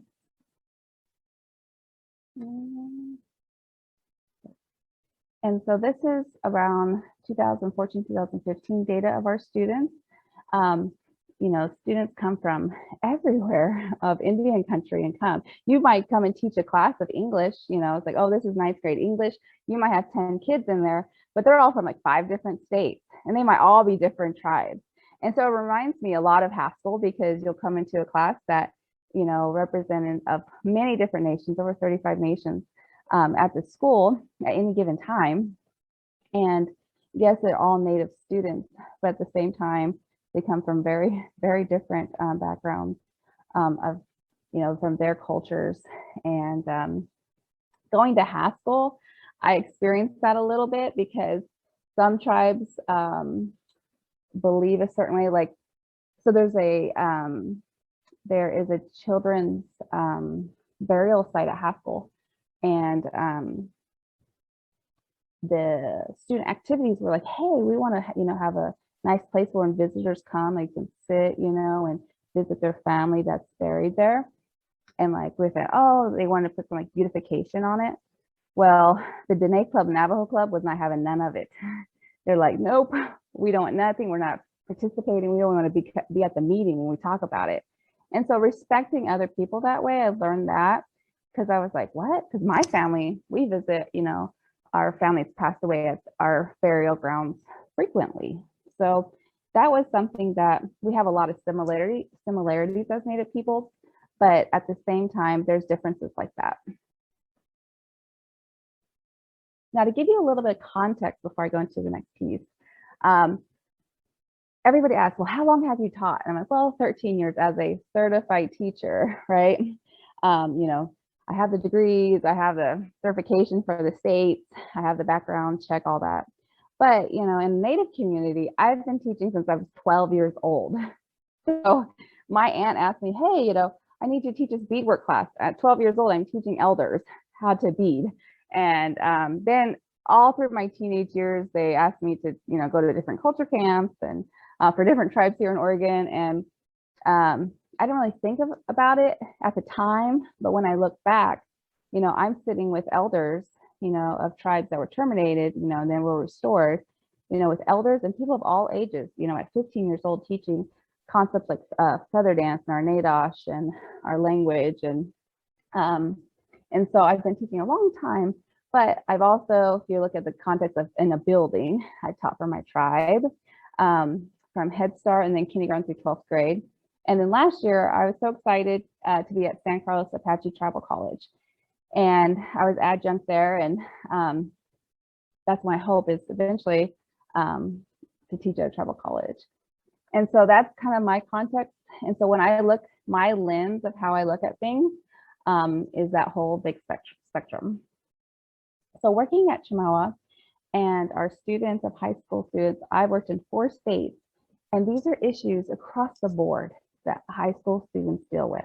I think of my cousins, my nephew, I think of my friends' kids, and then students that I teach. I have students come to me because their boyfriend broke up with them, or they're trying to couch surf, or they're trying to kick vaping. Like, vaping's a new thing now, right? And so teenagers deal with a whole bag of things. And now social media that even, when I was a high school student, we did not deal with those things, the bullying on social media. And so students at Chemala, deal with the same issues that other teenagers deal with in the same way. And so before I came here and decided, hey, I want to do my internship here, I did a lot of research, because I've heard a lot of bad things about Chemala. And I want to know everything I could possibly know before I came. And so that is one thing that I have, synthesized myself, is that, teenagers are still going to have the same issues from poverty. I've worked all with poverty my 13 years, and they all deal with the same very similar issues. And so I'm going to do a little bit of highlights, things that if I was an Indigenous Native student, I'd be like, yeah, let's do this, right? And these highlights are currently what's happening. So I want to say 2 years ago, they were saying that the Native American Arts and Native American Studies class started, and the Native American literature has been around for a while too. And it's a Native teacher. On the screen, you can see it's a Zoom or a Meet class, and they're currently online, going to come back really soon in person. And so they're doing pine needle baskets. They've mailed out the materials. They're going to be doing cedar bark weaving. And so the literature class, I was talking to the teacher of the different textbooks she uses, and I did give her the book, what is called Standing Strong. It's Catherine Harrison. She's Grand Round from Oregon, and her story also does cover Chemala too. Like her parents met at Chemala, and then her experience at Chemala too. And so, because in that literature class, they also learn about different stories of other people. And I was glad to see that pieces, like the different stories she's using, because any Native community I've lived in, one thing I've noticed is that a lot of times the Native high school kids I teach, they only know about their little community, I'm like, there's a big spectrum of all these Native tribes you can learn about. And so in these classes, they learn about other tribes. There is a tribal government class here, and this is one of the books they use. Another teacher here in Oregon too, they're looking at like different government pieces. And so finding materials that high school students would be interested in using, a good medium. We haven't found that yet. And so I do like this book, has great visuals. I'm a big visual person too. And so if you give a kid that's like, I'm going to give them a document that's 40 pages long and nothing with it, well, that's not going to go over so well. So I'm still looking. So, hey, email me if you find any other great documents for tribal government. During lunchtime, they have daily drumming here. And so I was really glad there's a culture teacher here. And there's Powell Club. So they have multiple clubs, and so just like most teenagers in the United States, we have kids that skateboard, kids that do art, theater. So there's a lot of clubs, but the cultural piece I liked was that they have Powell Club here, because I'm a Powell person too. AVID, that's kind of like this little buzzword. Well, what's AVID, Well, AVID is in a lot of high schools, and it's helped preparing students for college, really in career. So everything from like note-taking to speaking. So if I seen a school that has AVID, I'm like, oh yeah, they're going in the right direction. Sports is really big in a lot of Native communities. And so there's special attention given to sports, which is good, and connecting also to their grades and being a student first and then an athlete. And then the American high school experience, that happens here too, like going to prom and homecoming and those things that a teenager would experience in another school, those things they're trying to put in place so that they can experience those. Senior capstones, if you come around the school, like in here, there's some paintings on the wall, but there's big tribal fields that students have worked on, but they actually have a senior capstone course. So they're writing a paper, they're getting their scholarship stuff ready, and they're getting ready if they're going to the military. The senior capstone is a project that they're working on, and they also get credit for a class. this is very new, is the automotive program. And so I popped in their class the other day, and I was like, oh, this is really cool. And that they were showing that in the spring, you can't see it, but it was moving. And I don't know anything about cars. I can't even change my own oil. And they're preparing students like how to work on cars. I'm like, oh, wow, this is great. So they can step into a program for automotive, and that you can see there's new equipment that's been bought, and showing the latest things for automotive. And then, oh, the picture on the right is they were preparing a hide. That's one thing they teach you, how to clean a hide, how to process it. And I'm like, wow, my boy's 9 years old. I'm like, I want my son to come to school here. And where else can I find that? Oh, TEAK. So TEAK is Tribal Ecological Knowledge. And there's a couple of programs here going on in the state. And this is a program near Salem here, and partnering with Chemawa. And they have funding for a couple of years. So they're going to be developing curriculum and utilizing here in the school and other programs within the state. So I'm really excited to hear about that too. The agricultural program here, they have a few cows, chickens, goats. I don't know, I'm forgetting something else. But we have a lot of students that come from communities that ag is a focus there. And so I was glad to hear this, because I have taught down in Arizona. I've taught in Idaho, Kansas, Arizona, and Oregon. And so I'm like, oh, yay. And there's also talk, oh, a horse too. And so, you know, how does this play into our lives? And, you know, how can I prepare? Because some of these are for truly a career for their life. And so I was glad to hear that the ag program's here too. There's quite a few job experience and partnerships that are happening with Jamal that I did not know about. And this one is the Friends of Trees program. And so as an Indigenous person, like I am looking totally different at all these programs, different than everybody else, you know, that's at the table. And I'm thinking as a basket maker, I'm like, oh man, where can we look at where hazel sticks are being grown? And, you know, do you cut them back? You know, how can we get our students involved in gathering hazel sticks and processing them?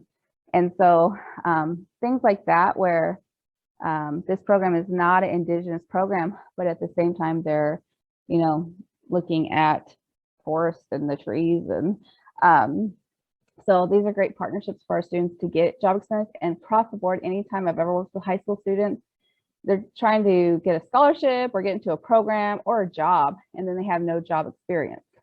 So trying to get that on there. We also have jobs on campus too. So kids are working on campus and can put that on their resume. This one is like, if I could star it and put my little marker, I love using markers and highlighters, I would star it like 10 times, because our students live on campus. There's about 350 usually on a regular year students that live in our dormitories.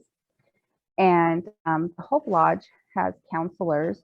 Mrs. Stewart, Yeah. I apologize, but we're still seeing the like second slide of your presentation. Can you see it now? No, ma'am.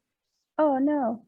We see the before and after and during, the 3 photos. I apologize to interrupt. Oh, no, you're okay. I'd rather you interrupt and then I'm like, hey, then you keep going. Okay, hold on. Let me close this. Okay, what do you see now? Agriculture, Agriculture. Okay, what do you see now? job experience and There we go. partnership. There's the Friends Agri- of Trees. Okay, so you haven't seen that one yet.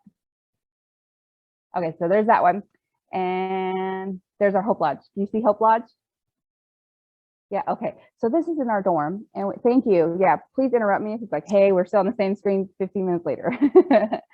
And so we have counselors, and Chemawa Indian Clinic is right next door. So any service that our students need, like social work, we have psychologists that come, and then counselors. So then we also have counselors and social workers that work in the evenings and weekends, because our students are human beings. They're people that go through things here on campus, and they provide those services. And I wish the schools that I've worked at for public school would have these for our students. A lot of schools are just doing away with counselors. It's like, our children are human beings. We need, they're experiencing, all children, are experiencing, with COVID, with all lots of different experiences that, put trauma on them. And also all the services like for Indian health, like dental, medical, all those things, they get students are allowed to go and get all the services they need. So, oh, and Sweat Lodge. The Women's Sweat Lodge was put up this last week. And so there's a men's and a women's Sweat Lodge here on campus. So my visions, this could be a presentation for each bullet here. I've gone to Haskell University, so I kind of understand the bureau and how government works. So I wasn't surprised on some of the processes that have to happen here at Chemawa. But the first one would be recruiting of Native American teachers.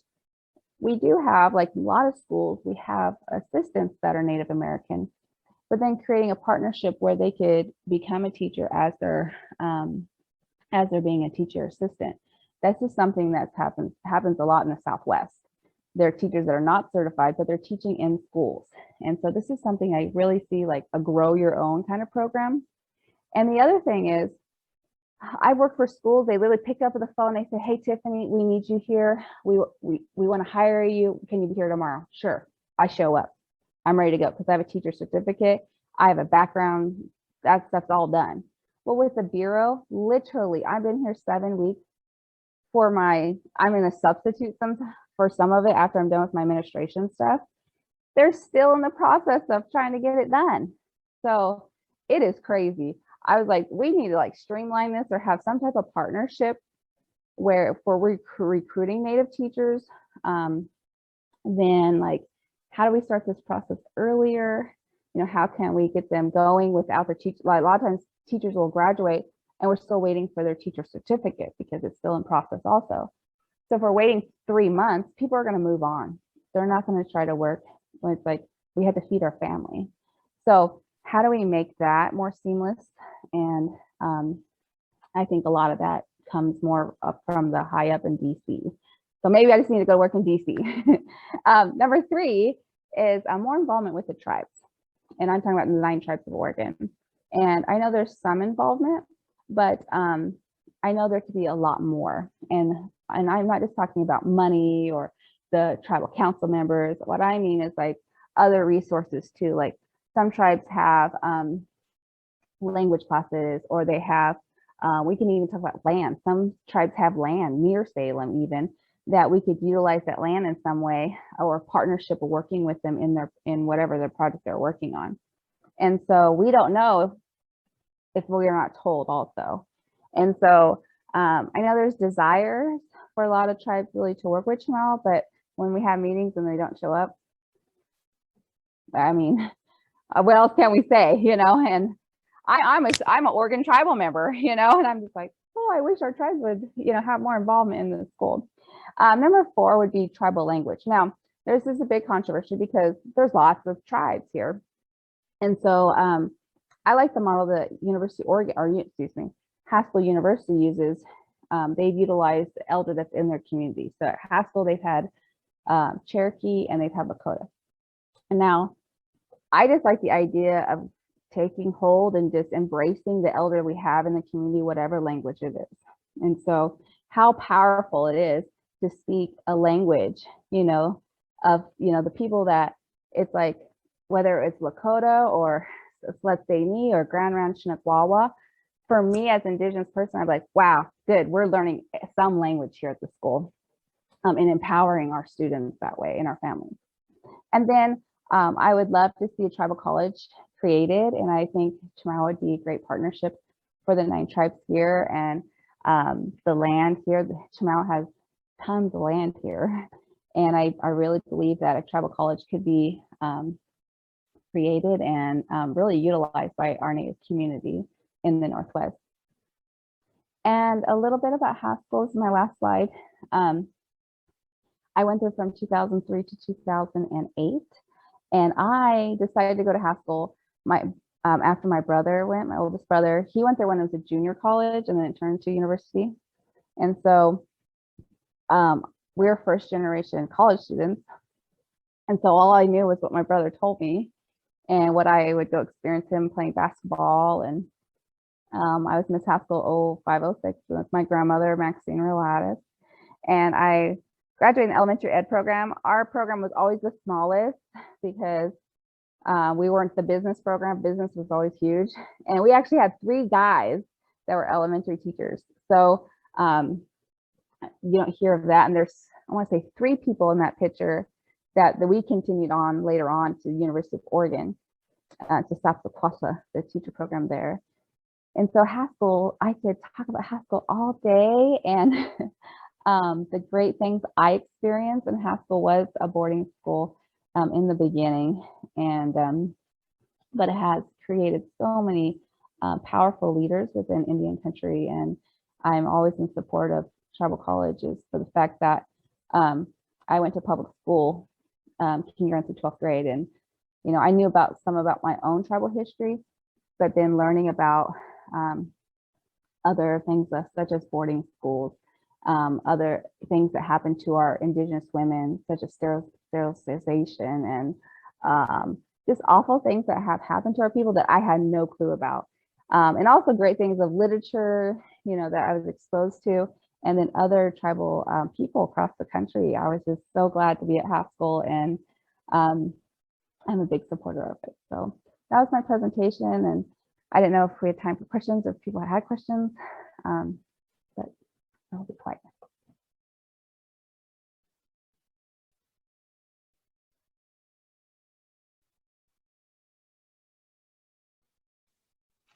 I don't see any, but that is just so amazing. And, you know, we just want to thank you for the work you're doing.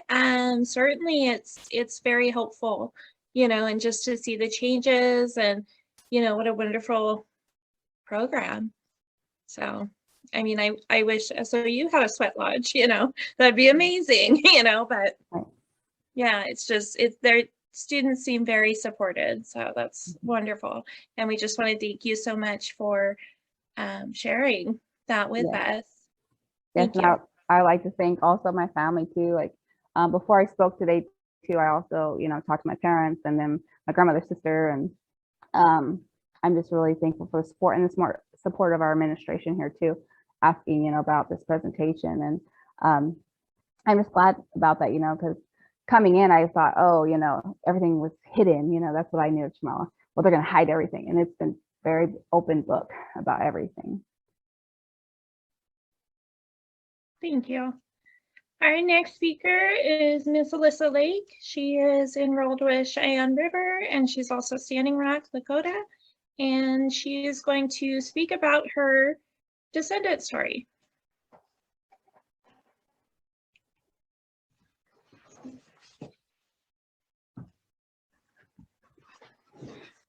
Hi, as she said, I'm Melissa, and when I was asked to speak to you all today, I didn't understand why.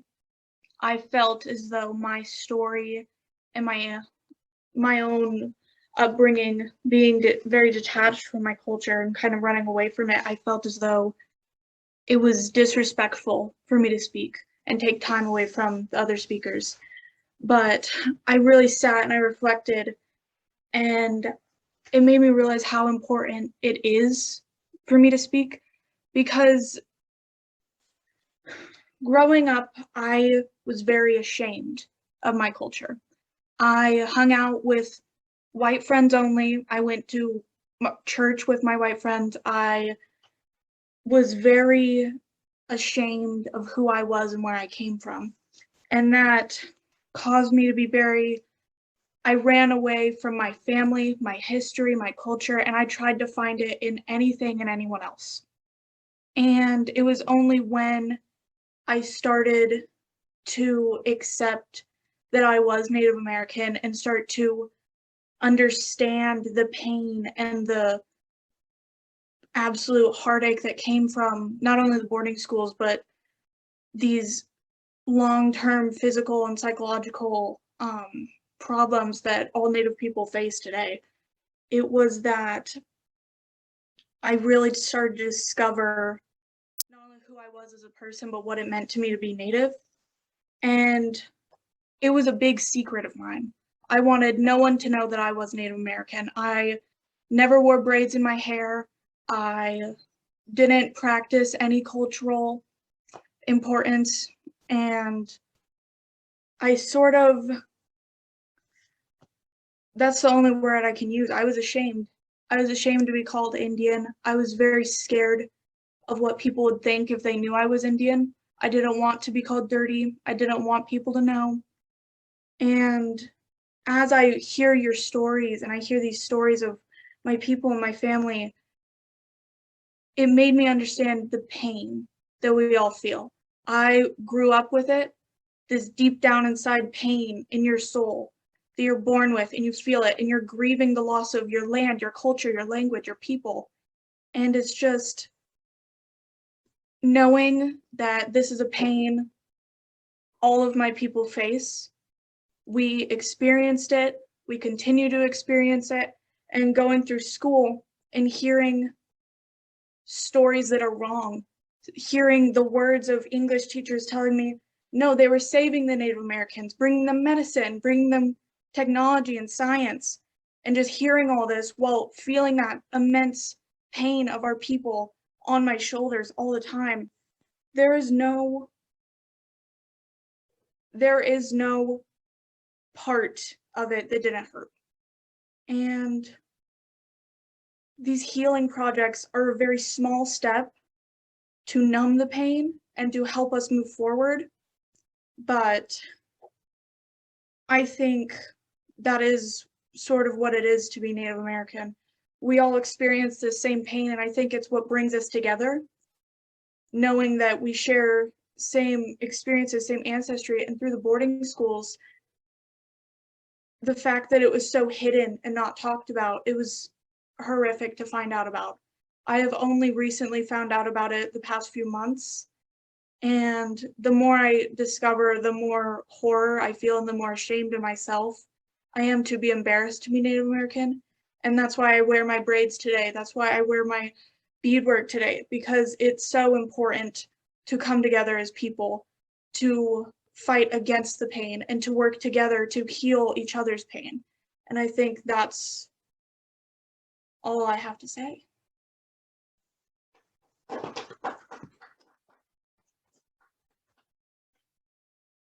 Thank you, Alyssa. That was very moving, very powerful.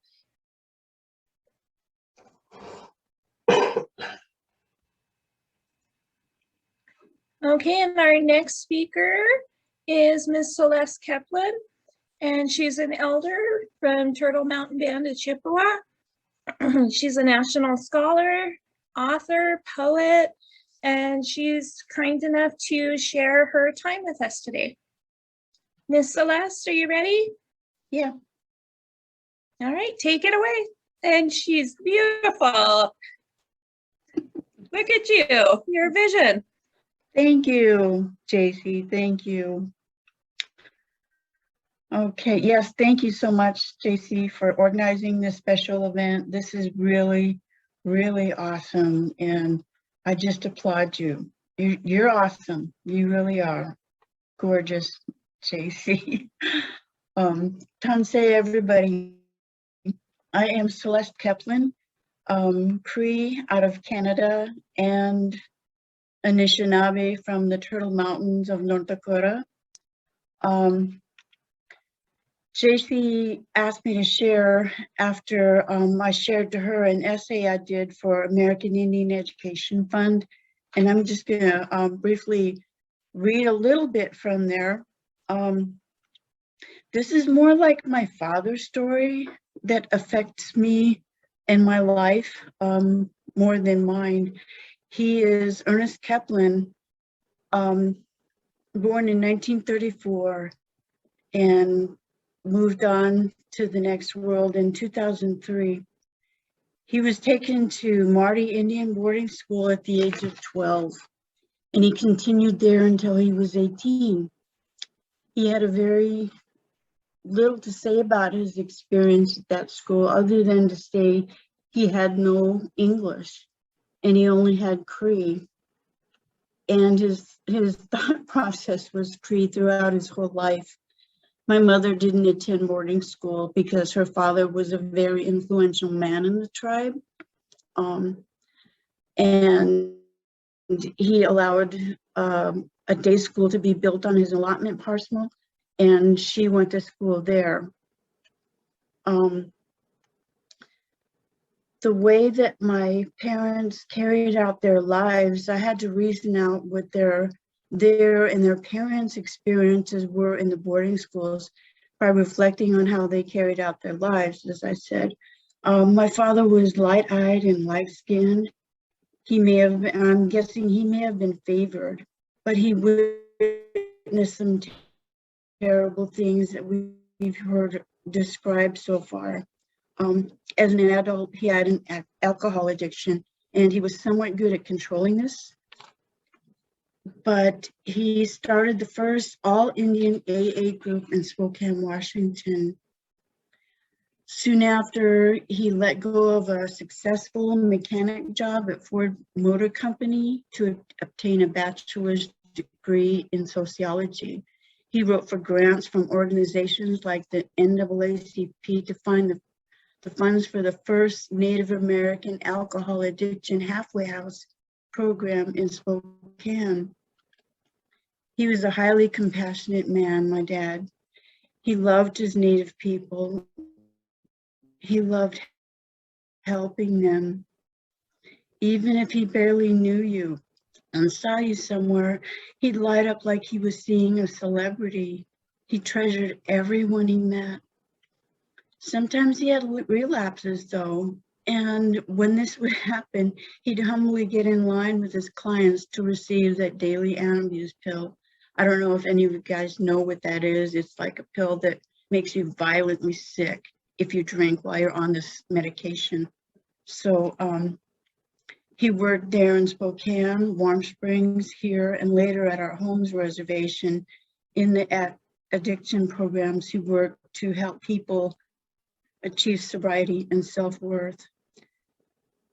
I really, really loved and treasured my dad. He was very kind, very compassionate, very wonderful. But at home, it was different. Every evening after dinner, my parents sat at the kitchen table and they would argue. I would hear these angry voices over and over. Me and my brothers knew how to lay low. They didn't touch us but for discipline, which was bare bottom belt whippings. I remember the first time I heard my father turn, and it was like he hollered at me with his growly voice, the one he used to chase bad dogs off with. And it was like my daddy just turned into the devil. And I was so afraid the way that he would look at us. I mean, with this, as if we were the most evil, awful, disgusting creatures there ever was. I just terrified of him, and that terror stayed with me a long time. But time went on, and I became a runaway. I was promiscuous, getting high all the time, running away. I was considered a constant runaway. I was in group homes and boarding, kind of like boarding school homes, all of my teenage years. I went through years and years of dedicated addiction and depression. But my parents, they changed with time. And JC and I kind of mentioned this yesterday about how our growing up is a little bit different from our younger sisters and brothers growing up. Like, I had to sit at the table until I ate all my dinner. My little sister, she could dance off anytime she wanted to because she had enough half now. So I'm waiting and waiting, and I kind of sit there. I don't know if you guys can hear me. I just got a message. My internet is unstable. But that daydreaming helped me in the career that I'm pursuing right now as a creative writer. So it's been an experience. 7 years ago, I was a worthless person in my estimation, living in a back room in my mother's house. I didn't have anything. Just a few clothes, few keepsakes, a kitty cat. And now I'm a university student. I'm here with you guys all. My father was a praying man, and his last months and years were spent in deep prayer. And I believe that Creator answers prayer, even the ones of people who have passed on. And so I'm an answer to my father's prayer. He couldn't touch me in love or speak to me in love, but he prayed fervently for me. And because of those prayers, I'm here. And we're all here. So we're all survivors, and we're doing great. We're doing wonderful. So thank you guys for letting me speak here. And I'll end this really quick with something I wrote for an article that I'm going to be published a little bit.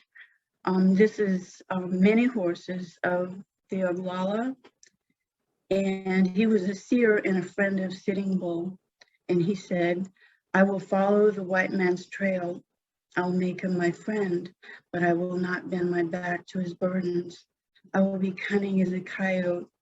I will ask him to help me to understand his ways.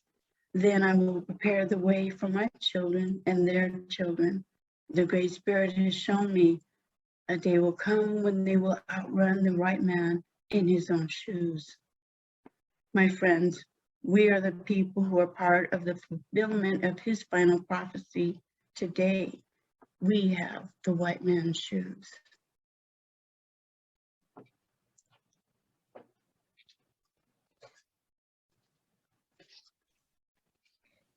So that's hard to follow. Thank you. That was wonderful. Wow. Mic drop. Wow. So we're so blessed at our Native American Student Union. Celeste is a member as well. So certainly she's so humble and so wonderful, but she uses her own life experience to really be a role model for anyone. And so, yeah, we're just so thankful that you're here and shared your time with us. Thank you, Celeste.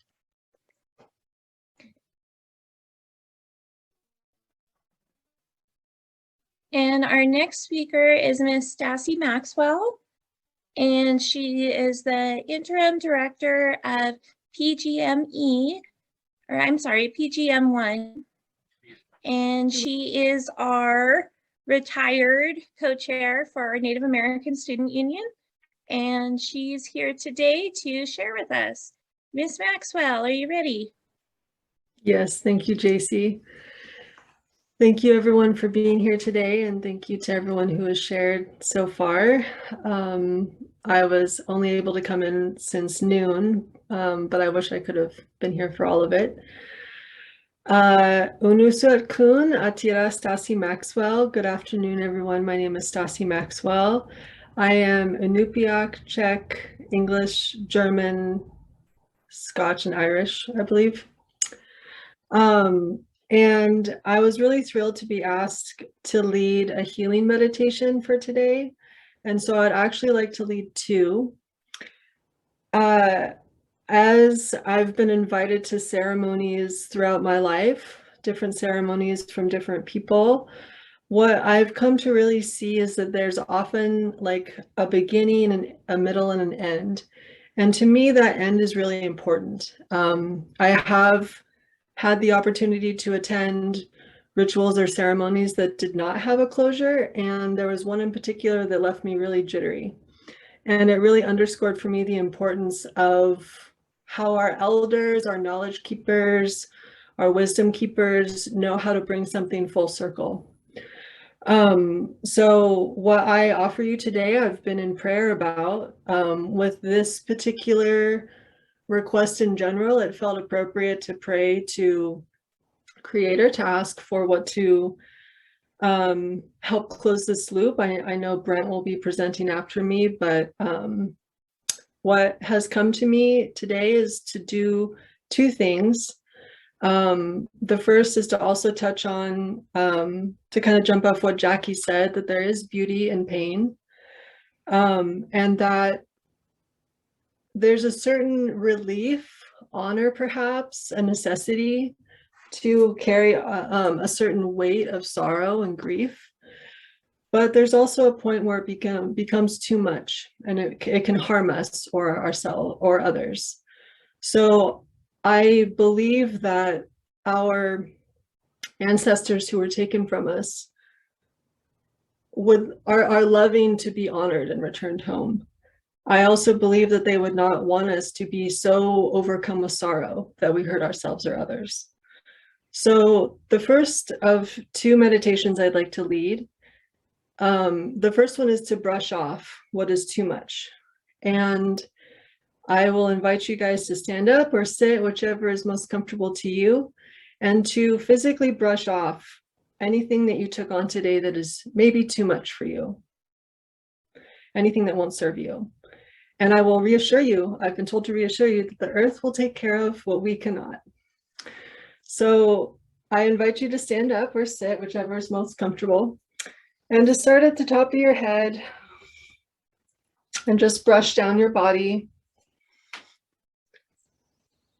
down your shoulders, down your arms, down your chest, your waist, down your upper legs, down your lower legs, and then off to the earth.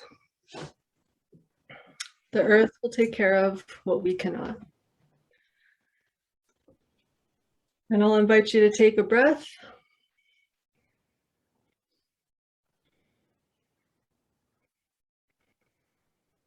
And release what is not yours to keep today.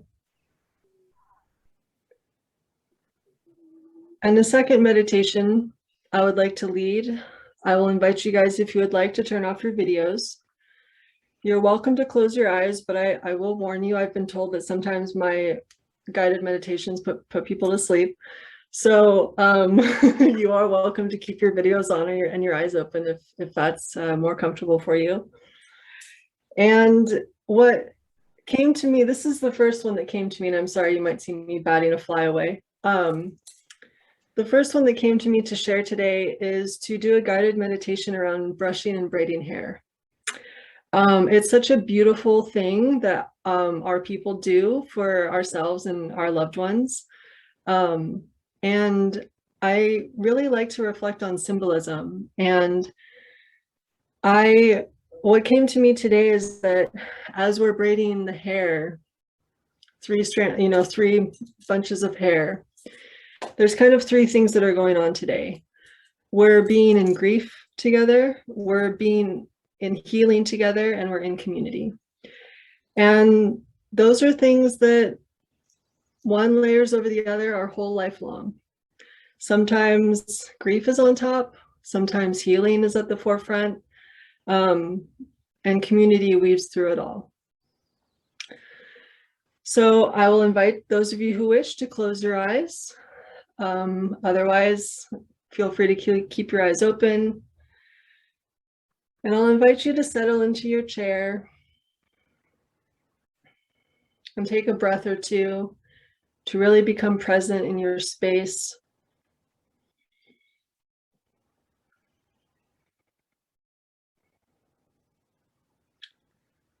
Feel all the comforts of home, loved ones around you. And in this visualization, you can either be brushing someone's hair or receiving. So you can be giving or receiving the brushing and the braiding, whichever is most comfortable to you. And I'll invite you to pick a relative, a loved one, and to see them in your mind, either behind you or in front of you.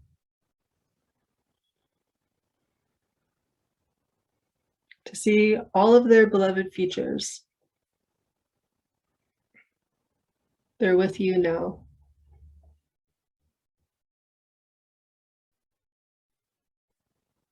And I'll invite you to pick up a brush and to start brushing their hair, starting from the bottom,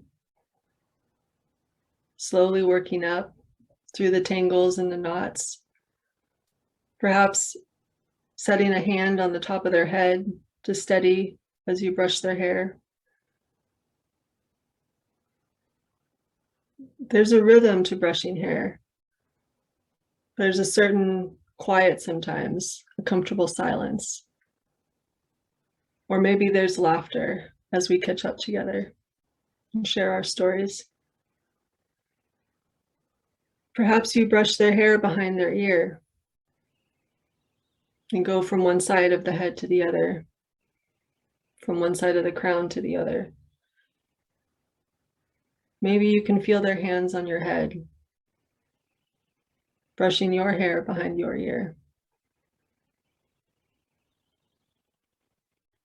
And you feel their fingers at the back of your neck as they divide your hair into 3 parts. And they start braiding one over the other. There's the pleasant tug at the head to fix the top of the braid securely. And then there's the rhythmic working down.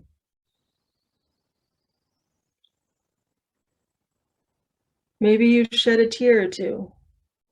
Maybe they have as well.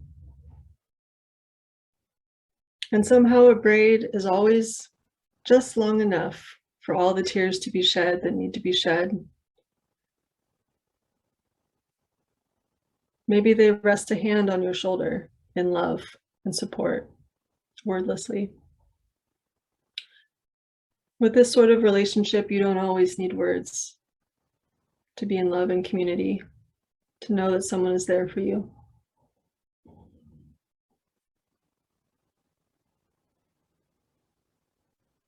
As they come to the bottom of the braid, catching the last few strands together,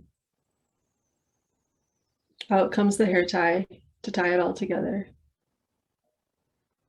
And then the hands on the shoulders and an arm around the side, because we're off to start the rest of our day. But we've been prepared to face it with love and support.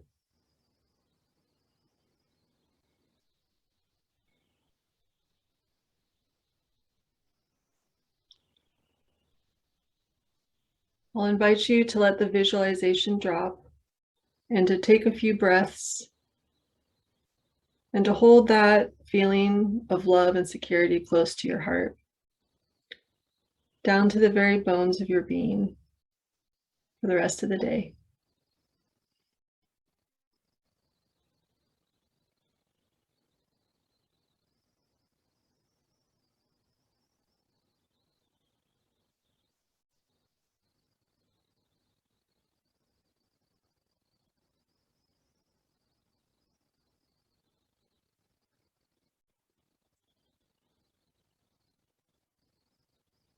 I'll invite you to take one more breath and slowly open your eyes.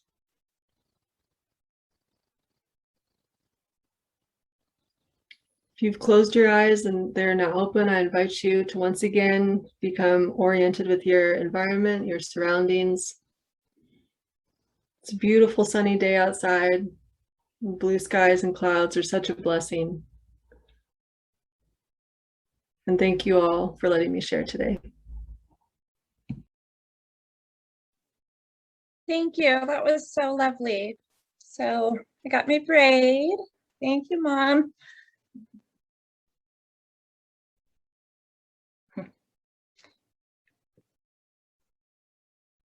So next up, we have a honored guest. This is Sid Wallopud, and my son actually would like to introduce him.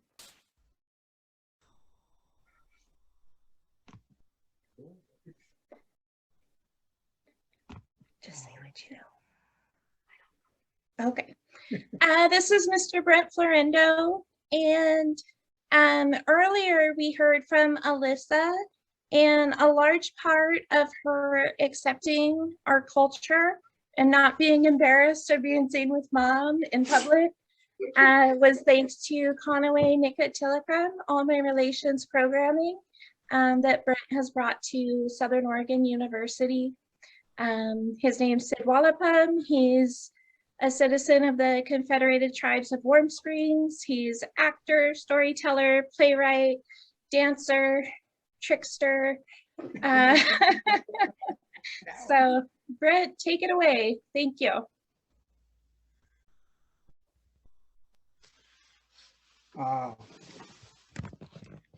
Itukti Wigwa, Sit Wallapum, Brent Florendo, Wasco Yakima Warm Springs.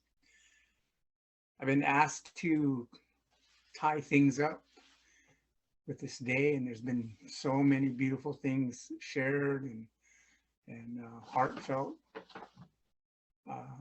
words, and it's been really wonderful to hear it all today.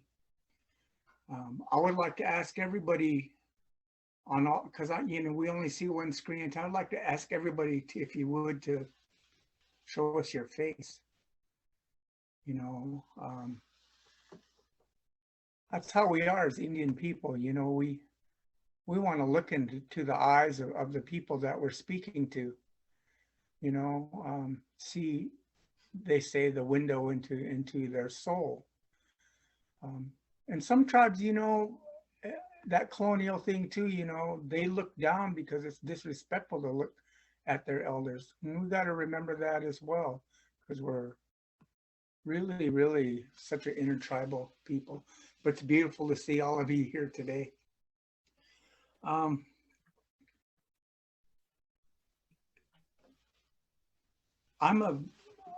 a result of a boarding school mom, and that's really what put me in this position that I'm in right now at Southern Oregon University. But I was fortunate, I had my mom and my dad. I was lucky on our reservation. I shared my mom and dad with lots of people. And I used to get in trouble when my dad, he'd come home from payday and he'd be giving money to my friends. And then I'd say, well, where's mine? And I'd get in trouble for it. He says, you have all of this. They have no mom and dad. You need to learn to share your mom and dad. And, those are all these little teachings they used to get.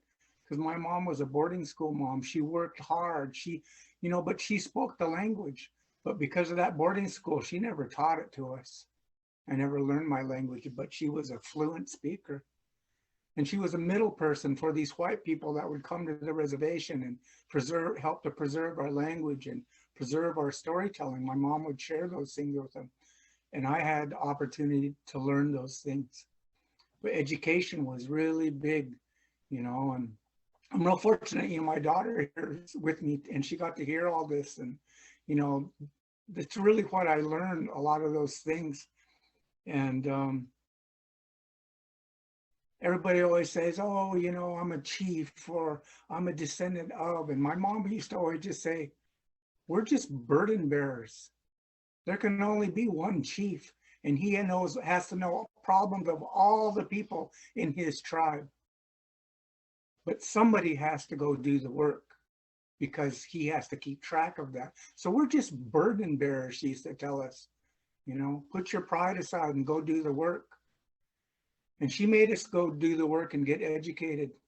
And she said, if you really want to be indigenous, it don't matter how long your braids are, how many eagle feathers you got. It's the thing she said that makes you indigenous. My teaching was how you speak to people. Because we're oral traditional people. We didn't write things down. We had to make a connection with people and remember and share and speak from your heart and not be afraid to say the things that needed to be said. And she taught me this. There's two ways that you speak. So you speak about, how to fix a carburetor or how to find some place or what restaurant to go eat at. And then the other way you speak is when you're speaking on behalf of the people. And that's what I've been asked to do, to speak on behalf of the people to the Creator today. And she said, then you aren't the speaker anymore. You allow yourself to become the conduit of the Creator, and He will speak through you. And He will have those words, give you those words to speak on behalf of the people or to the people that they need to hear. And it's an honor to do that. And a lot of our young people, you know, oh, they shy away when somebody asks them to say the prayer. And that's because they have about 500 people trying to tell them how to do it, you know. But we only do the best that we can because we all come from a different place in regards to what our cultural connection is. I'm fortunate. I have a pretty rich cultural connection, but I'm also obligated to share that the best that I can with whoever I can. And there are other people that are not, but they still have what they have. And we need to honor the both sides of that and have respect for one another. I just came from home. I just went back to the reservation to be a pallbearer for one of our elders that we were related to over the hill here in the Klamath people, that was related to us through marriage. And I used to always tell my kids when we go over there, those people over there are our family. They're Klamath, they're Modocs, they're Yahuskin, but they're our people through marriage. And I was honored to be asked to go home and be a pallbearer for this. And, you know, I was going to say, what was I going to say, you know, but I went home and things changed with our traditions. And I got to hear our songs to send our people home. I got to actually hear them explain why we sing this song and why we sing this song and why we sing this song in the order that we sing them. And I wanted to share that with you because it filled me back up. And I hope that these words can fill you back up. They hit that drum hard, that first song, to signal to the people on the other side, our ancestors. We're here. We're sending somebody your way. We're here. So that we make that connection with them on that other side.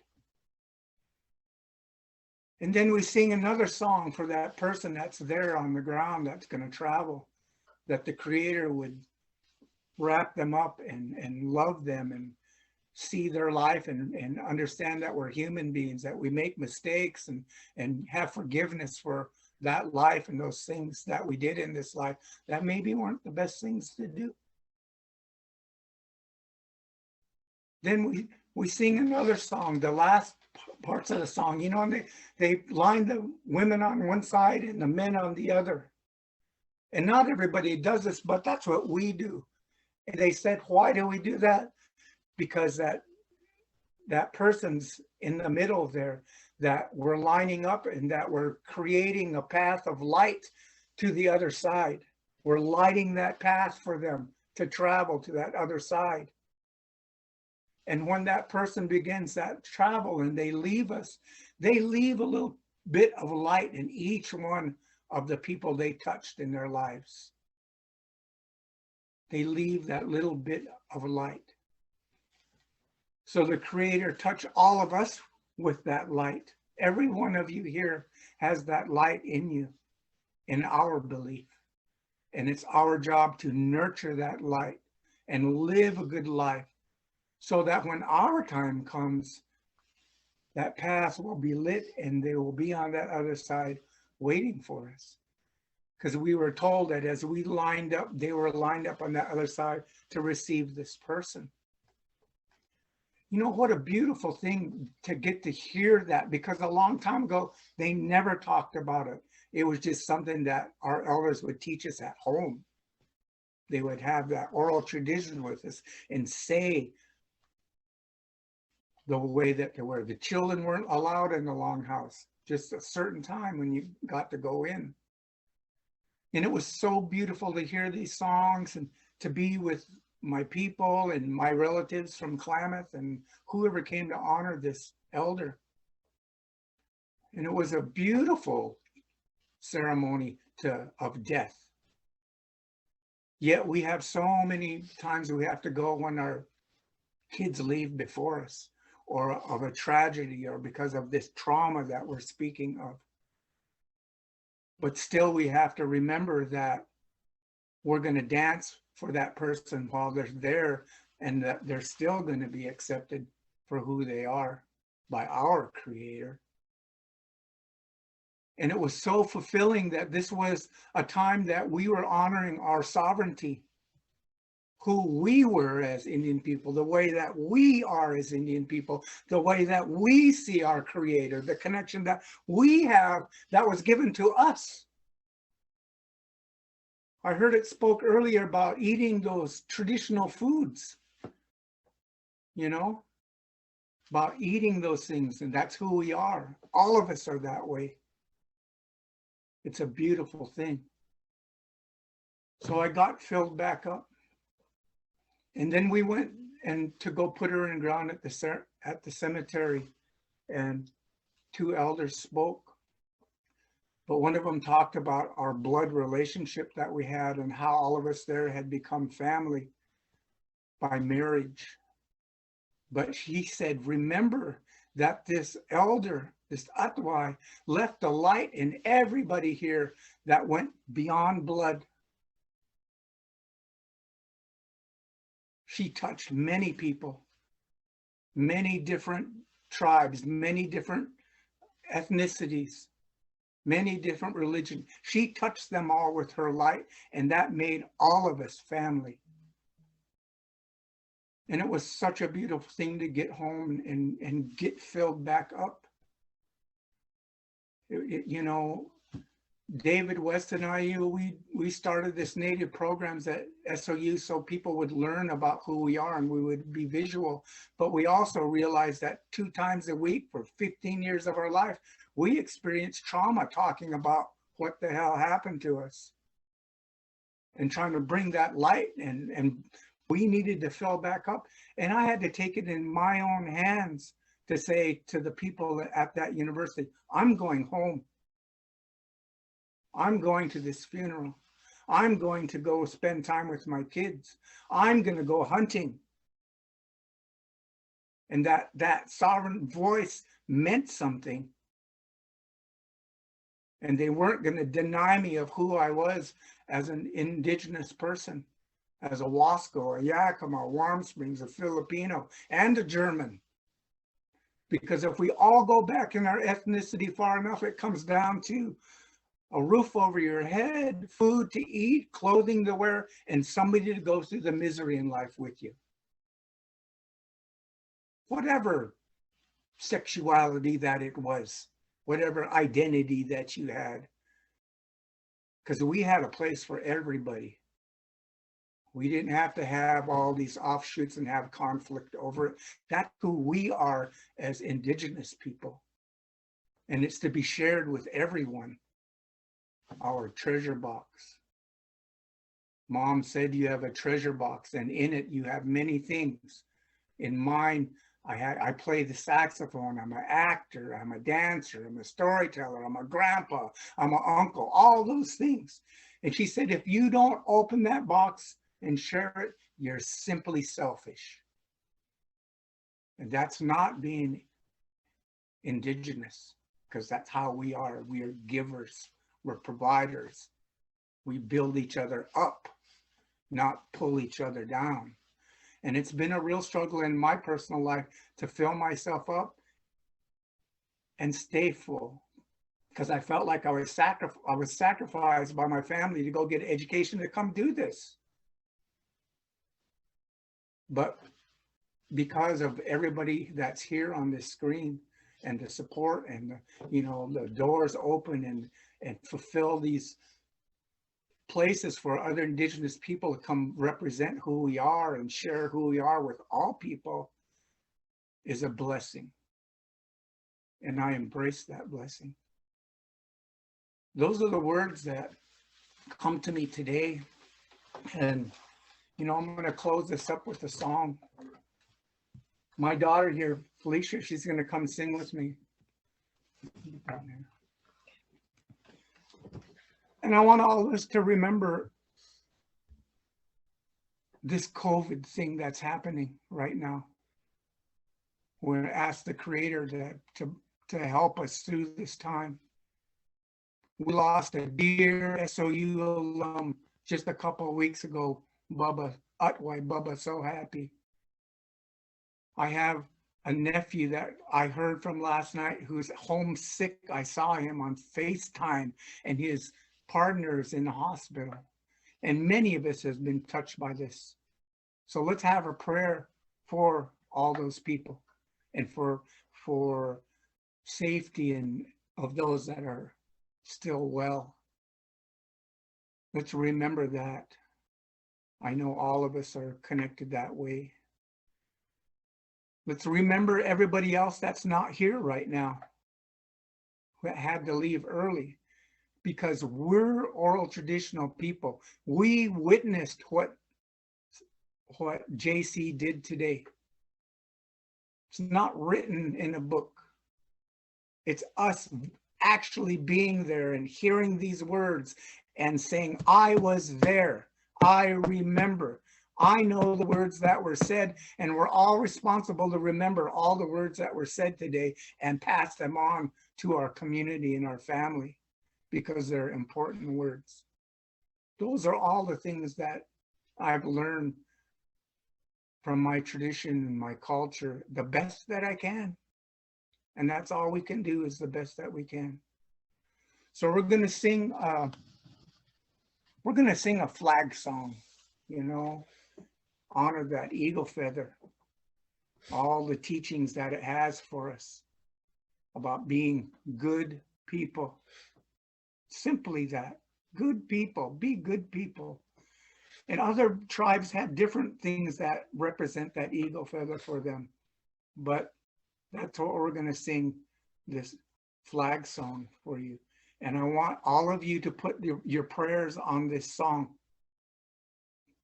Have it in your heart and your mind, what you want the Creator for your place, your spot.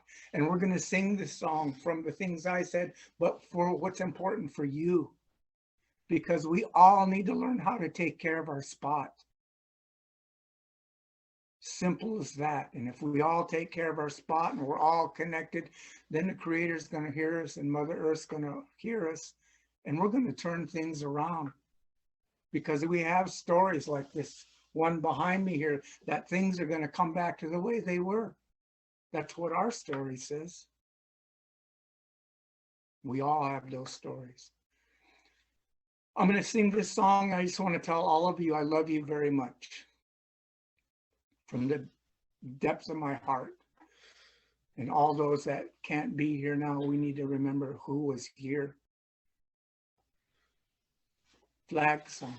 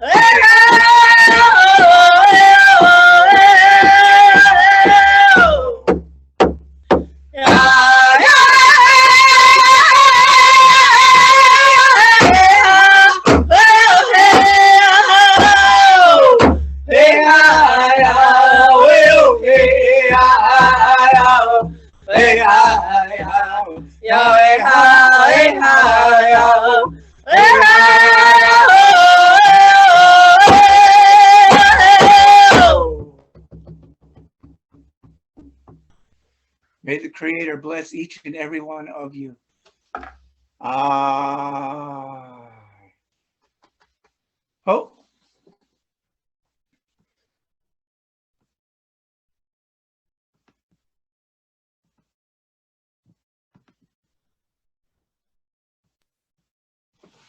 Thank you so much. That was absolutely incredible and beautiful. Thank you.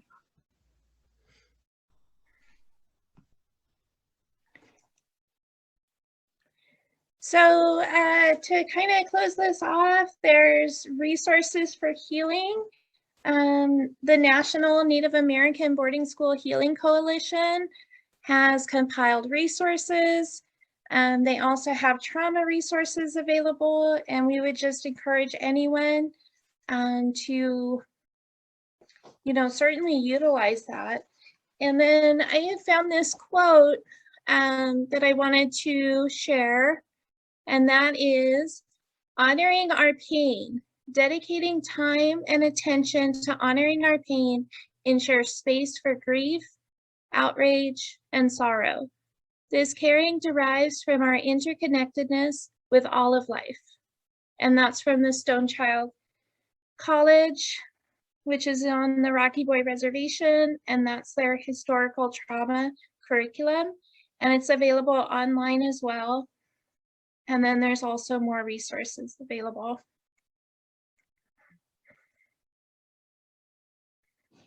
So Dr. White Eyes, take it away.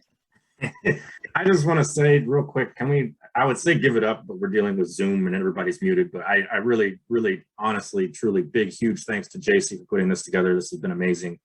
And I hope everybody got some positivity, some healing, and as Brent said, filled up, get our tanks filled a little bit here. We will be posting this to the Oregon Shakespeare Festival website here on Monday. Unless you have anything else, JC, I'm just going to say hi, Mossy, and raise my hands for all of you, everybody here. Thank you so much. This has been an amazing day. So stay healthy, stay safe. It's great seeing you all. Thank you. Everybody did such a fabulous job. Wonderful, JC. Thank you, Dr. White Eyes. Thank you to all. All right.